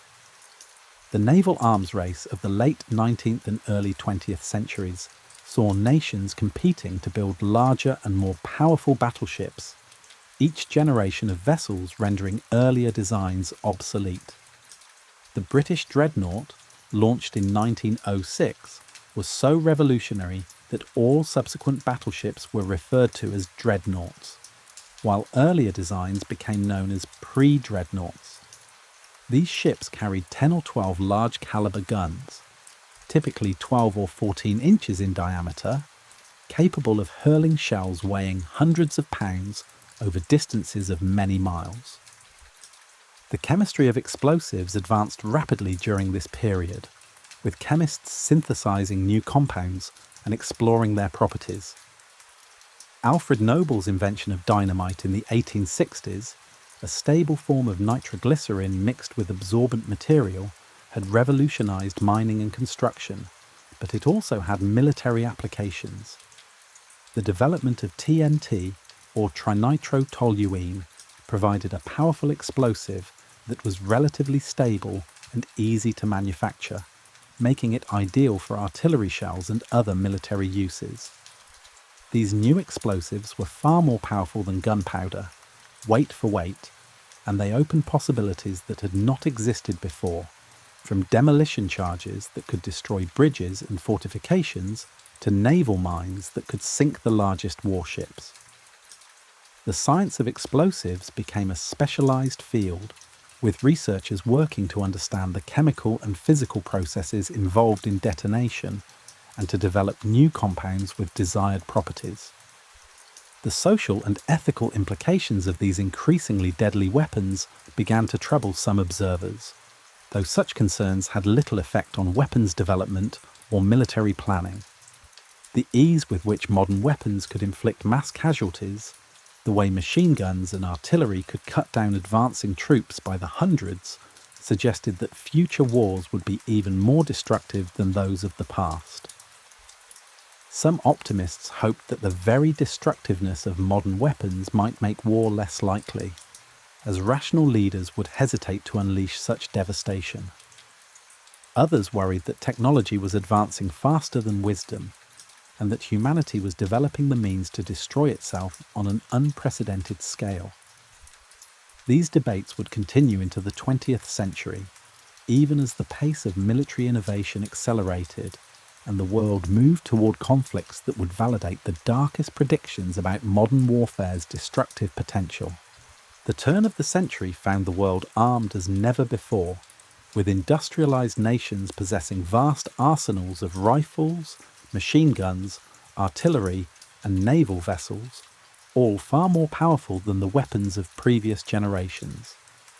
The great powers maintained large standing armies and navies, backed by industrial bases capable of producing weapons and ammunition in enormous quantities. The stage was set for conflicts that would test these weapons and the societies that had created them in ways that few could have imagined. Conflicts that would reshape the world and demonstrate conclusively that gunpowder and its chemical descendants had indeed revolutionized warfare, though not always in ways that brought security or peace. The First World War, which began in the summer of 1914 and would drag on for more than 4 years, became the ultimate test of modern gunpowder weapons and the societies that wielded them. This conflict, initially expected by many to be brief, evolved into a brutal war of attrition that consumed millions of lives and demonstrated the terrifying effectiveness of 20th century military technology. The Western Front, stretching from the English Channel to the Swiss border, became a vast killing ground where machine guns, artillery, poison gas, and barbed wire created defensive positions that proved nearly impregnable. The initial German advance through Belgium and into France was eventually halted, and the war settled into static trench warfare that would characterize the conflict for most of its duration.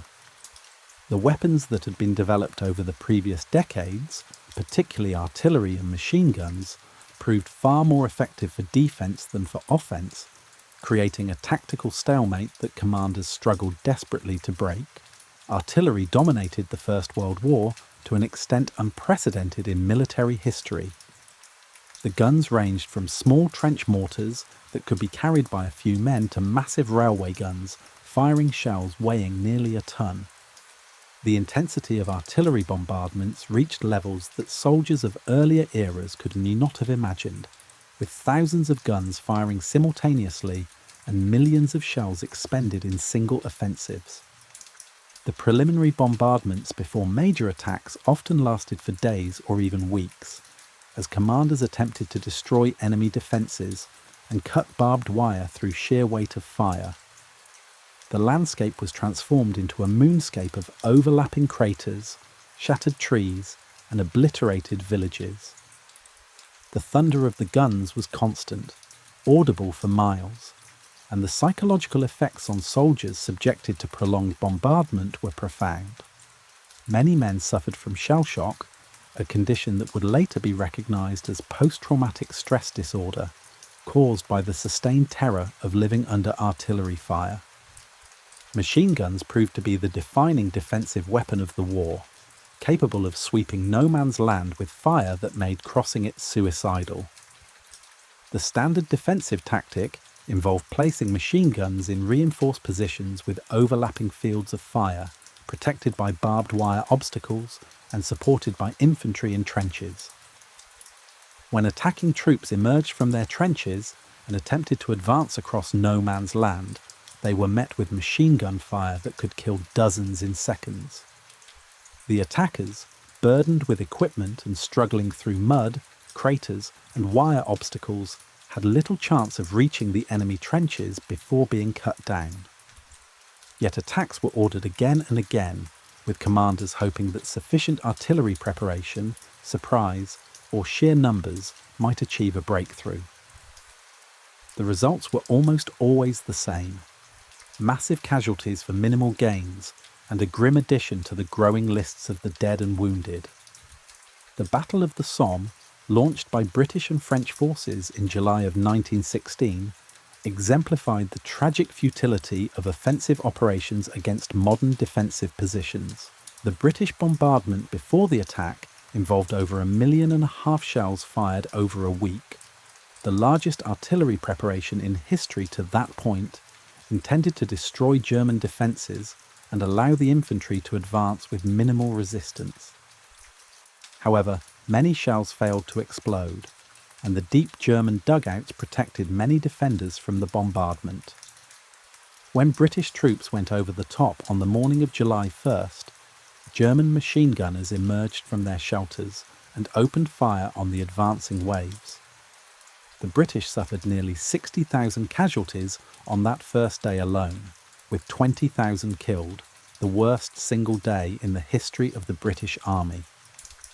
The battle continued for months, eventually involving millions of men and resulting in over 1 million total casualties for gains measured in miles.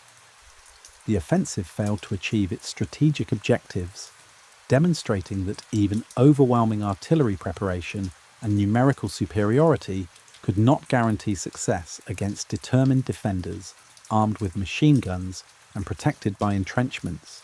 The development of new weapon systems attempted to address the stalemate of trench warfare with varying degrees of success. The tank, a tracked armoured vehicle armed with machine guns and sometimes light cannon, was introduced by the British in 1916 as a means to cross no man's land while providing protection for infantry and suppressing enemy machine guns. Early tanks were slow, mechanically unreliable, and vulnerable to artillery fire, but they represented a new approach to offensive warfare. By 1918, tanks had improved significantly and were used in larger numbers, contributing to the success of Allied offensives that finally broke through German lines. The potential of armoured warfare was demonstrated, though the tank would not reach its full development until the interwar period and the Second World War. Aerial warfare, made possible by the recent invention of powered flight, added a new dimension to military operations.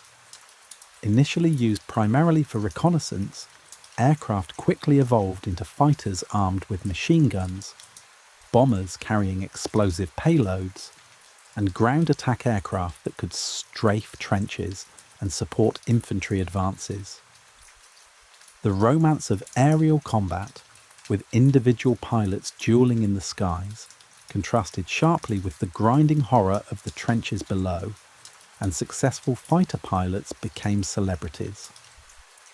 However, the strategic impact of aviation in the First World War was limited, as aircraft were still relatively primitive and could carry only small bomb loads. The potential for air power to revolutionize warfare was glimpsed but not fully realized, awaiting further technological development and doctrinal evolution. Poison gas, first used effectively by the Germans at Ypres in 1915, represented an attempt to find a way through the stalemate by employing chemical weapons. Chlorine, phosgene and later mustard gas were released from cylinders or fired in artillery shells, drifting across no man's land to fill enemy trenches. Gas attacks could cause horrific injuries, with victims suffering burned lungs, blistered skin and temporary or permanent blindness. The introduction of gas masks and protective equipment reduced casualties from gas attacks over time, though the weapon remained terrifying and inflicted significant casualties throughout the war. The use of poison gas crossed a threshold that many found disturbing, weaponizing chemistry in ways that seemed particularly cruel, though it could be argued that gas was no more inhumane than high explosive shells or machine gun fire, merely different in its method of killing.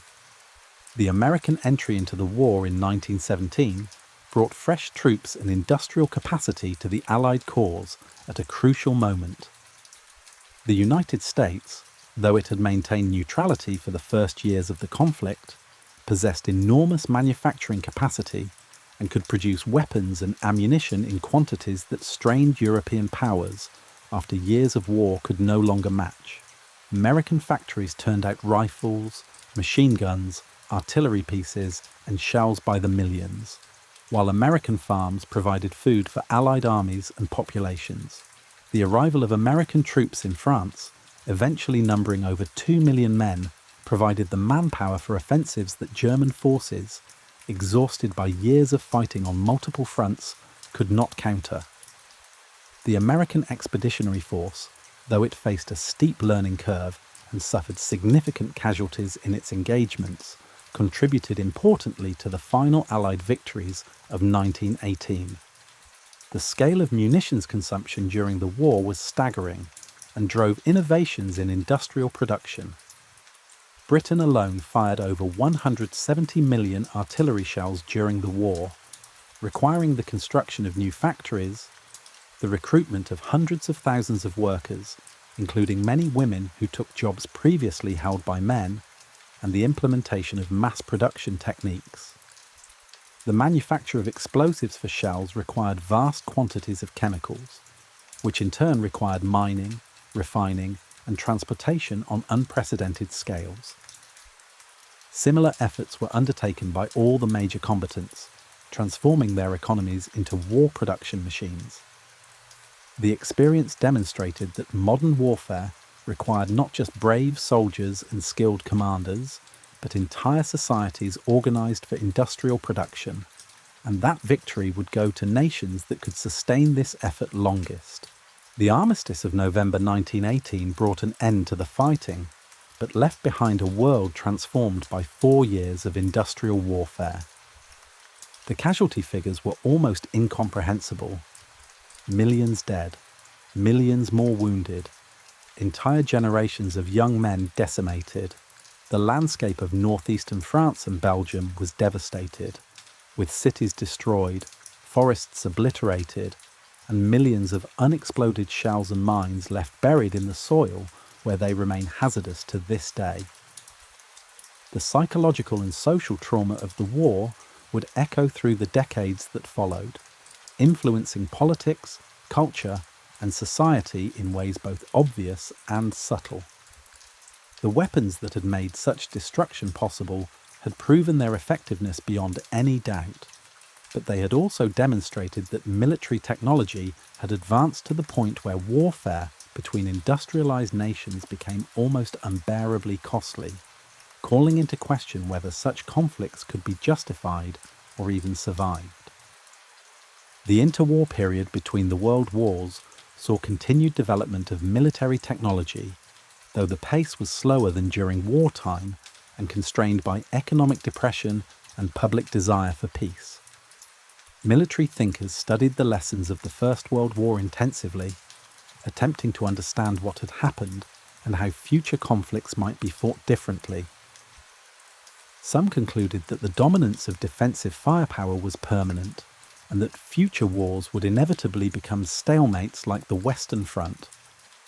Others believed that new technologies and tactics, particularly involving tanks, aircraft, and mobile warfare, could restore offensive capability and prevent the kind of static trench warfare that had characterized the previous conflict. These debates shaped military planning and weapons development during the 1920s and 30s, though economic constraints and political considerations often limited how much of this planning could be translated into actual force structure and equipment. Artillery continued to evolve, with improvements in range, accuracy, and rate of fire.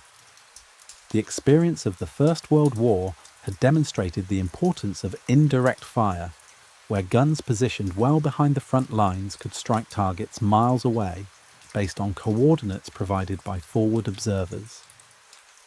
This required sophisticated fire control systems, accurate maps, and effective communications, all of which received attention during the interwar period. Advances in metallurgy allowed the construction of lighter gun barrels that could withstand higher pressures, enabling longer ranges without increasing weight. New types of ammunition were developed, including smoke shells for screening operations, illumination rounds for night fighting, and improved high-explosive shells with more effective fragmentation patterns. Self-propelled artillery, mounting guns on tracked or wheeled chassis, began to appear, offering greater mobility than towed guns, though at considerable cost in complexity and weight. Tank development progressed significantly during this period, with designs becoming more reliable, better armed, and more effectively armoured. The crude machines of 1918 evolved into vehicles that could travel longer distances, cross more difficult terrain, and survive hits from anti-tank weapons that were themselves evolving. Different nations pursued different design philosophies, with the British initially emphasising heavily armoured but slow infantry tanks alongside faster but more lightly protected cruiser tanks, while the Germans developed medium tanks that attempted to balance armour, firepower and mobility. The French built numerous tanks, but were hampered by doctrine that saw armour primarily as infantry support rather than as an independent arm. The Soviets, learning from their own experiences and studying foreign developments, built large numbers of tanks of various types, creating armoured forces that would prove crucial in the coming conflict. Military aviation made enormous strides during the interwar years, as aircraft became faster, more reliable, and capable of carrying heavier loads. Fighter aircraft evolved from the fabric-covered biplanes of the First World War to sleek metal monoplanes capable of speeds over 300 miles per hour. Bombers grew larger and more capable, with some theorists arguing that strategic bombing could win wars by destroying an enemy's industrial capacity and breaking civilian morale. This doctrine, promoted most famously by Italian theorist Giulio Douhet and American airman Billy Mitchell, suggested that future wars might be won by air forces alone, without the need for bloody ground campaigns. While this prediction would prove overly optimistic, it drove investment in bomber development and shaped thinking about how air power should be employed. The development of semi-automatic and automatic small arms gave individual soldiers greater firepower than ever before. The standard infantry rifle of the First World War, a bolt-action weapon requiring manual operation after each shot, began to be supplemented or replaced by semi-automatic rifles that use the energy of firing to automatically cycle the action, allowing rapid follow-up shots. The American M1 Garand, adopted in the late 1930s, became perhaps the most famous of these weapons, providing American infantry with a significant advantage in rate of fire over enemies still equipped with bolt-action rifles. Submachine guns, compact automatic weapons firing pistol ammunition, became common in many armies, particularly for specialists such as tank crews, paratroopers, and assault troops. These weapons sacrificed range and accuracy for high rates of fire at close quarters, making them effective in urban combat and other situations where fighting occurred at short distances. The Second World War, beginning in September of 1939 with the German invasion of Poland, would see all these developments tested in the crucible of global conflict. The German blitzkrieg tactics, combining tanks, mechanized infantry, and close air support in coordinated operations, achieved stunning early successes, overrunning Poland in weeks and then defeating France in a campaign that took only 6 weeks. These victories seemed to vindicate theories about mobile warfare and suggested that the stalemate of the First World War had been broken by proper use of new technologies. However, as the war expanded and intensified, it became clear that modern warfare remained as destructive as ever, even if it was now more mobile.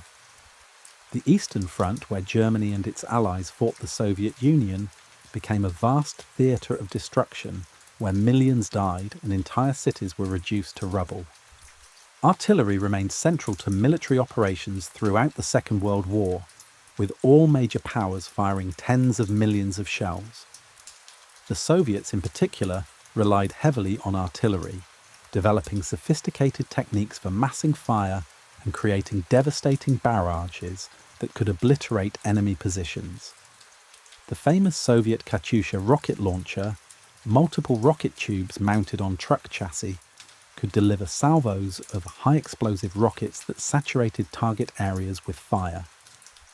These weapons were inaccurate compared to conventional artillery, but could deliver enormous quantities of explosives in very short periods, creating shock effects that disrupted enemy forces and supported offensive operations. The Germans developed their own rocket artillery and also created massive siege guns capable of destroying the most heavily fortified positions, though these monsters were so large and heavy that they could barely be moved and were of limited practical utility. Tank warfare reached new levels of sophistication and scale during the Second World War, with engagements involving thousands of armoured vehicles fighting across vast landscapes. The German Tiger and Panther tanks, heavily armed and armoured, were formidable opponents, though complex and resource-intensive to produce. The Soviet T-34, combining good armour, excellent mobility, and adequate firepower in a design that could be manufactured in large numbers, proved to be perhaps the best balanced tank of the war. American Shermans, produced by the tens of thousands, were outgunned by heavier German tanks, but were reliable, easy to maintain, and available in numbers that allowed them to overwhelm opponents through sheer quantity. Tank battles became contests of armour, firepower, mobility, and tactical skill, with success depending on terrain, numbers, training, and often sheer luck. Strategic bombing, the use of aircraft to attack enemy industry, infrastructure, and cities, became a major component of the war, particularly in the conflict between Germany and the Western Allies. British and American bombers conducted massive raids on German cities and industrial centres, dropping thousands of tons of high explosives and incendiaries in attempts to cripple German war production and break civilian morale. These raids caused enormous destruction and killed hundreds of thousands of civilians, though their effectiveness in actually reducing German military capacity is still debated by historians. The bombing of German cities reached its terrible culmination in raids like those on Hamburg and Dresden, where firestorms created by incendiary bombs killed tens of thousands. Similar campaigns were conducted in the Pacific Theater, where American bombers attacked Japanese cities with incendiaries that were devastatingly effective against the wooden construction common in Japan. The development of rockets as weapons systems advanced significantly during the war, with the Germans leading in this technology. The V-1 flying bomb, an early cruise missile powered by a pulse jet engine, and the V-2 ballistic missile, powered by liquid fuel rockets, represented attempts to strike targets deep in enemy territory without risking aircraft or crews. The V-2 in particular was a technological marvel, the first human-made object to reach space, though its military effectiveness was limited by its high cost, relatively small warhead, and poor accuracy. Nevertheless, these weapons pointed toward the future of warfare and demonstrated that rocket technology could deliver explosive payloads across hundreds of miles. The psychological impact of these weapons, which struck without warning and against which there was no defense, was considerable, though they came too late and in too few numbers to affect the war's outcome. The scale of ammunition production during the Second World War dwarfed even that of the First World War, with billions of rounds of small arms ammunition, hundreds of millions of artillery shells, and millions of bombs manufactured by the combatant nations. The industrial mobilization required to produce this material was total, involving entire economies transformed into war production systems. Factories that had produced consumer goods were converted to munitions manufacture, women entered the workforce in unprecedented numbers, and innovation in production techniques accelerated to meet insatiable demand.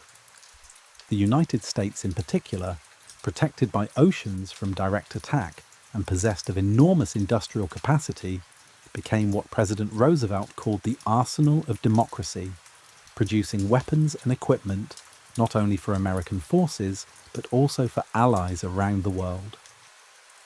The conclusion of the Second World War in 1945 marked both an ending and a beginning in the history of gunpowder and military technology. The atomic bombs dropped on Hiroshima and Nagasaki demonstrated that humanity had developed weapons far more destructive than anything gunpowder could produce. Weapons that derived their terrible power from nuclear fission rather than chemical reactions. Yet gunpowder weapons and their descendants did not become obsolete, but rather continued to evolve and remained essential to military forces worldwide.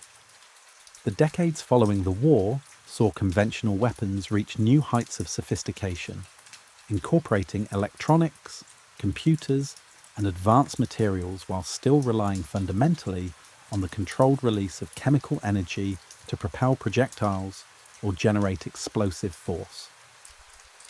The Cold War rivalry between the United States and the Soviet Union drove continued innovation in military technology, as each side sought advantages that might prove decisive in a potential conflict. Artillery systems became more accurate through the use of radar fire control and later computerized ballistic calculations. Self-propelled artillery mounting powerful guns on tracked chassis provided mobility that allowed them to keep pace with mechanized forces. Multiple rocket launcher systems, descendants of the Katyusha and similar weapons, could saturate large areas with submunitions or deliver precision strikes with guided rockets. The development of tactical nuclear weapons, artillery shells and rockets with nuclear warheads blurred the line between conventional and nuclear warfare, though these weapons were never used in combat. Small arms continued to evolve, with the assault rifle becoming the standard infantry weapon. These selective fire weapons, capable of both semi-automatic and fully automatic fire, used intermediate power cartridges that balanced stopping power, controllability, and ammunition weight. The Soviet AK-47, designed by Mikhail Kalashnikov and introduced in 1947, became perhaps the most widely distributed weapon in history, manufactured by the millions and used by military forces and irregular fighters around the world. Its reliability, simplicity, and effectiveness made it iconic, while Western forces developed their own assault rifles, including the American M16 and various European designs. The widespread availability of automatic weapons changed the character of infantry combat, increasing firepower while also consuming ammunition at prodigious rates. Tank design continued to advance, with successive generations incorporating better armor, more powerful guns, sophisticated fire control systems, and eventually composite armor and reactive armor systems designed to defeat increasingly capable anti-tank weapons. The development of main battle tanks that combined the armor protection of heavy tanks with the mobility of medium tanks created versatile vehicles that remained central to ground warfare. Meanwhile, Anti-tank guided missiles, using wire guidance or later laser guidance, gave infantry and light vehicles the ability to destroy even the heaviest tanks at ranges of several miles. This led to ongoing competition between armour and anti-armour technologies, with each advance in protection driving development of more capable penetrators. Precision-guided munitions represented perhaps the most significant advance in conventional weapons during the latter half of the 20th century. Laser-guided bombs, first used operationally during the Vietnam War, could strike targets with accuracy measured in feet rather than the hundreds of yards typical of unguided bombs. Later developments included satellite-guided weapons using GPS coordinates, allowing precision strikes in all weather conditions. Artillery shells and rockets with terminal guidance systems could engage moving targets or strike precisely designated aim points.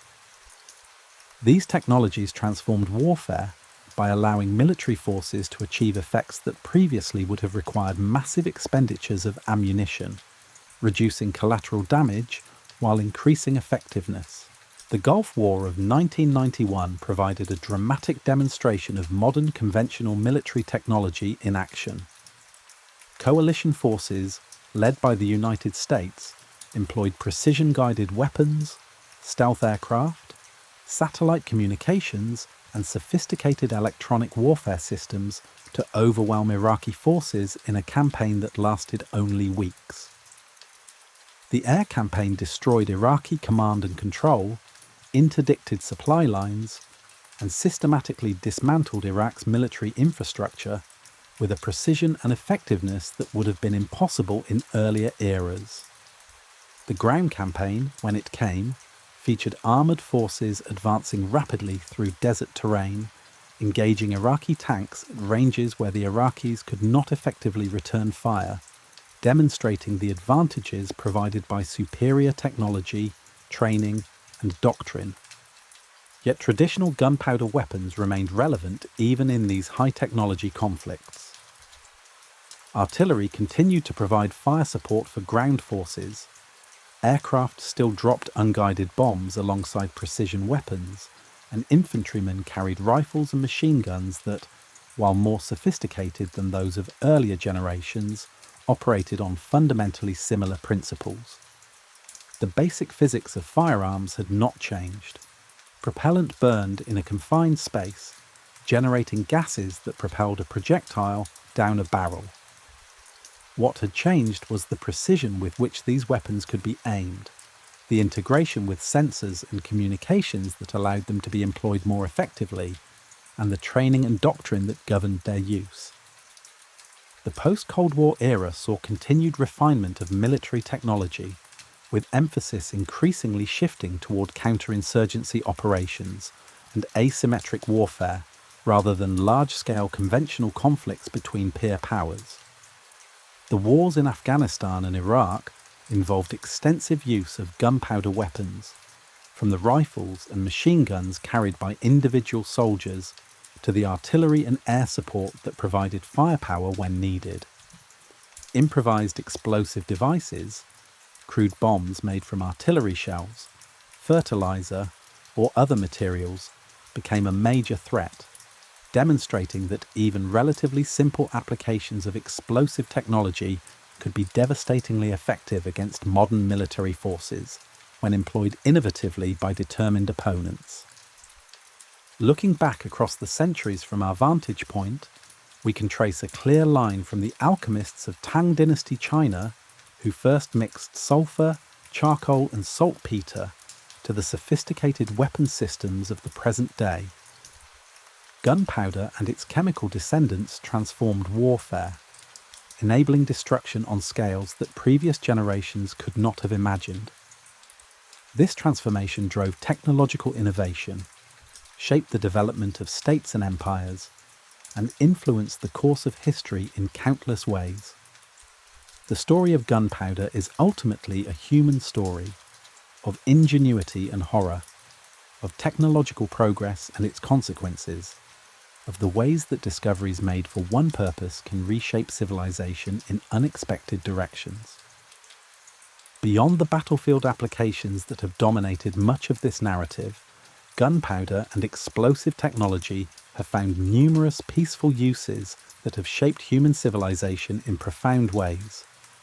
The same chemical reactions that propelled bullets and shells also enabled mining operations to extract minerals and ores from deep within the earth, blasted tunnels through mountains for roads and railways, cleared land for agriculture and development, and launched rockets that carried humans beyond our atmosphere into space. These civilian applications of explosive technology, while less dramatic than military uses, have been equally important to human progress and demonstrate that technologies developed for war often find peaceful purposes that benefit society in unexpected ways. Mining has relied on explosives for centuries to break rock and extract valuable minerals. Before gunpowder, miners had to laboriously chip away at rock faces with hand tools or use fire setting, a dangerous and inefficient process of heating rock with fires and then dousing it with water to cause cracking. The introduction of gunpowder allowed miners to drill holes into rock faces, pack them with powder, and blast away large quantities of material in moments. This dramatically increased the productivity of mining operations and made it economically feasible to extract ores from deposits that would have been too difficult to work with earlier methods. The coal mining that powered the Industrial Revolution, the extraction of iron ore and other metals essential to modern industry, the mining of gold and silver and precious stones, all depended heavily on explosives. Even today, despite advances in mining technology, explosives remain central to large-scale mineral extraction. The construction of tunnels through mountains for railways and highways represented engineering achievements that would have been impossible without explosives. Projects like the Mont Cenis tunnel through the Alps, completed in the 1870s after more than a decade of work, and the later Simplon and St. Gothard tunnels, required blasting through miles of solid rock. Workers drilled holes into the rock face, packed them with dynamite or other explosives, and then retreated to safe distances before detonation. After each blast, the shattered rock was cleared away and the process repeated, advance measured in feet per day through some of the hardest stone on Earth. The danger was considerable, with workers facing risks from premature explosions, rock falls, and the confined spaces where blasting gases could accumulate. Yet these tunnels, when completed, connected regions previously separated by formidable mountain barriers, facilitating trade and travel in ways that transformed regional economies. The construction of the Panama Canal, one of the great engineering projects of the early 20th century, required the removal of enormous quantities of earth and rock. The canal cuts through the mountainous spine of the isthmus, and much of the excavation was accomplished through blasting. Millions of pounds of dynamite were used during the construction, which took 10 years and involved tens of thousands of workers. The project demonstrated both the power of explosives to reshape the landscape on a massive scale, and the organisational capabilities required to employ this technology safely and effectively. The completed canal reduced the sea journey between the Atlantic and Pacific Oceans by thousands of miles, transforming global shipping patterns and having economic impacts that continue to the present day. Quarrying for building stone and aggregate has similarly relied on explosives to break rock into manageable pieces. The granite and marble that have adorned buildings throughout history, the crushed stone used for road construction and concrete, the dimension stone for monuments and structures, all typically require blasting to separate rock from the living bedrock. Quarry workers develop considerable expertise in placing charges to control how rock fractures, seeking to maximize the amount of usable stone while minimizing waste. The aesthetic and practical requirements of quarrying differ from those of mining, as the goal is often to produce large, intact pieces of stone rather than simply breaking rock into rubble, but the underlying technology remains the same. Demolition of unwanted structures has become a specialized field, employing explosives to bring down buildings safely and efficiently. Controlled demolition requires careful planning and precise placement of charges to ensure that structures collapse in predetermined directions, falling into their own footprints rather than damaging surrounding buildings. The demolition of obsolete bridges, factories, apartment blocks, and other structures through explosive demolition is now routine in many cities, turning what would be months of dangerous manual work into events lasting only seconds. The spectacle of large buildings imploding, floors pancaking downward in clouds of dust, has become familiar through news footage and videos, though the expertise required to achieve these results safely should not be underestimated. The space age, beginning with the launch of Sputnik in 1957 and continuing through the moon landings, the space shuttle program, and contemporary space exploration, depends fundamentally on rocket technology that evolved from early experiments with gunpowder. While modern space launch vehicles use liquid or solid propellants far more sophisticated than black powder, the basic principle remains the same. Chemical reactions generate hot gases that escape through a nozzle, producing thrust according to Newton's third law. The Saturn V rocket that carried astronauts to the moon, the largest and most powerful rocket ever flown, was in essence a greatly refined descendant of the fire arrows and rockets that Chinese military engineers had developed centuries earlier. The exploration of space, one of humanity's greatest achievements, thus traces its lineage directly back to those ancient alchemists who first discovered the properties of gunpowder.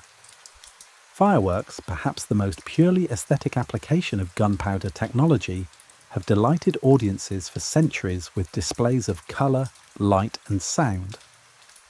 The Chinese developed fireworks soon after discovering gunpowder, using different chemicals to produce various colours and effects. Metal salts added to the powder create characteristic colours when burned: strontium for red, barium for green, copper for blue, sodium for yellow. The art of pyrotechnics has become increasingly sophisticated, with computer-controlled displays synchronized to music and choreographed to create elaborate aerial effects. Major celebrations worldwide feature fireworks displays, continuing a tradition that stretches back more than a millennium, transforming the destructive power of explosives into something beautiful and joyous. Avalanche control in mountainous regions uses explosive charges to trigger controlled avalanches before dangerous amounts of snow can accumulate. Artillery pieces or explosives deployed from helicopters are fired into snowfields above populated areas or transportation routes, causing avalanches under controlled conditions when people can be kept clear. This application of military technology to civilian safety has saved countless lives in ski resorts and mountain communities, demonstrating how weapons developed for war can be repurposed to protect rather than harm. Similarly, explosives have been used to trigger controlled releases of water from ice jams that could otherwise cause catastrophic flooding, to break up dangerous ice formations, and to manage various natural hazards. The development of safety improvements in explosive handling has been driven by tragic accidents and hard-won experience. Modern explosives are designed to be as stable as possible during storage and handling, requiring specific initiation sequences to detonate, reducing the risk of accidental explosions. Blasting caps, detonators, and other initiation systems have become more reliable and safer to use. Regulations governing the manufacture, storage, transportation, and use of explosives have become increasingly stringent, reflecting society's recognition that these materials, while enormously useful, require careful management to prevent disasters. The professionalization of the explosives industry, with trained and certified personnel handling these materials according to strict protocols, has made civilian use of explosives far safer than it was in earlier eras, though accidents still occur and the potential for tragedy remains whenever explosives are employed. As we reach the end of our journey through the history of gunpowder, it is worth reflecting on what this story tells us about human nature, technological progress, and the complex relationship between innovation and its consequences. The discovery of gunpowder by Chinese alchemists seeking immortality stands as one of history's great ironies, a reminder that we cannot always predict where our inquiries will lead or how our discoveries will be used. Those ancient experimenters, mixing substances in hopes of extending life, instead created something that would take countless lives across the centuries. Yet this same discovery also enabled achievements that have enriched human civilization, from the extraction of minerals that power our industries to the rockets that carry our aspirations beyond Earth. The spread of gunpowder technology from China across Asia and into Europe, then eventually to every corner of the globe, illustrates how knowledge cannot be contained by borders or cultures. Each civilization that encountered gunpowder adapted it to their own needs and circumstances, improving and refining the technology in ways that reflected their particular challenges and capabilities. The result was not a single linear development, but rather a complex web of innovations occurring in different places and times, each building upon what came before, while adding new insights and techniques.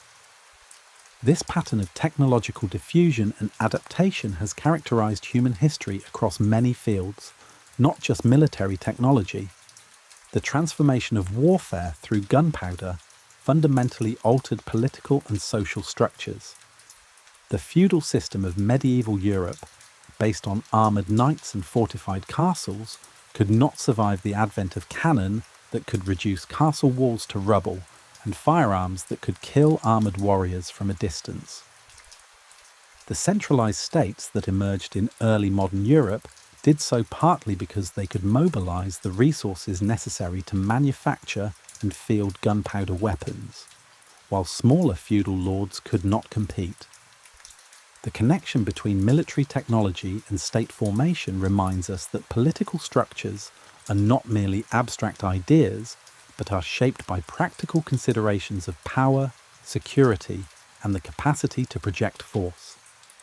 The incredible destructiveness demonstrated in the world wars of the 20th century raised profound questions about the direction of technological progress. When weapons became capable of killing on industrial scales, when entire cities could be reduced to ruins, when the casualties from single battles exceeded the populations of medieval kingdoms, humanity was forced to confront the possibility that its technological capabilities had outpaced its wisdom. The development of nuclear weapons took this concern to new heights, creating the potential for human extinction through warfare. Yet conventional weapons, the descendants of gunpowder, remain capable of tremendous destruction and continue to evolve in sophistication and lethality. The persistence of gunpowder-based weapons into the modern era, despite the development of nuclear weapons, directed energy weapons, and other advanced military technologies, speaks to the enduring utility of the basic principle, the rapid release of chemical energy to propel projectiles or generate explosive force. This principle is simple, reliable, and effective across a wide range of applications, from small arms to artillery to rocket propulsion. The chemistry has been refined, the engineering has become vastly more sophisticated, and the integration with electronics and computers has enhanced effectiveness enormously. Yet the fundamental physics remains unchanged from those first experiments in Tang Dynasty China. Looking toward the future, we can expect that gunpowder weapons will continue to evolve, incorporating new materials, more advanced guidance systems, and greater integration with information networks. Railguns and other electromagnetic launchers may eventually supplement or replace traditional guns for some applications, using electrical energy rather than chemical reactions to accelerate projectiles. Directed energy weapons using lasers or particle beams may find increasing military use. Yet it seems likely that chemical propellants will remain important for decades to come, as they offer advantages in energy density, reliability, and cost that are difficult to match with alternative technologies. The ethical questions surrounding weapons development and use that emerged during the 20th century remain with us today. How do we balance the legitimate security needs of nations and peoples against the terrible costs of warfare? How do we ensure that technological capabilities are used responsibly and that the power to destroy is constrained by wisdom and restraint? These questions have no easy answers, but they demand ongoing attention from each generation. The history of gunpowder reminds us that technologies, once created, cannot be uninvented, and that the knowledge of how to create powerful weapons will persist even if particular weapons are banned or limited by international agreement. The story of gunpowder is ultimately a human story, reflecting both our remarkable ingenuity and our capacity for destruction.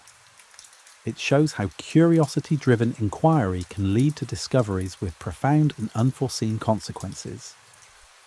It demonstrates how technological capabilities shape societies, influence the rise and fall of empires, and alter the course of history. It reminds us that tools are morally neutral, taking their character from the purposes to which they are put, and that the same knowledge that enables warfare also enables peaceful achievements. As we consider this long history, stretching from ancient China to the present day, we might reflect on the responsibility that comes with knowledge and power, and on the importance of using our capabilities wisely. In the quiet of evening, as we contemplate this thousand-year journey through history, we can appreciate the remarkable human capacity for innovation, while also recognizing the need for wisdom in applying our discoveries. The alchemists who first mixed those three simple ingredients could not have imagined the world their discovery would help create, a world connected by technologies both destructive and constructive, a world where ancient knowledge persists in modern forms. Their legacy, like all human legacies, is mixed, containing both achievement and tragedy, progress and loss. As we drift towards sleep, we can hold this complexity in our minds, recognizing that human history is not simple, that technological progress brings both benefits and challenges, and that each generation must find its own path forward, guided by the lessons of the past, but not bound by them. The story of gunpowder, from its accidental discovery to its transformation of civilization, offers insights into who we are as a species, and challenges us to consider carefully who we wish to become.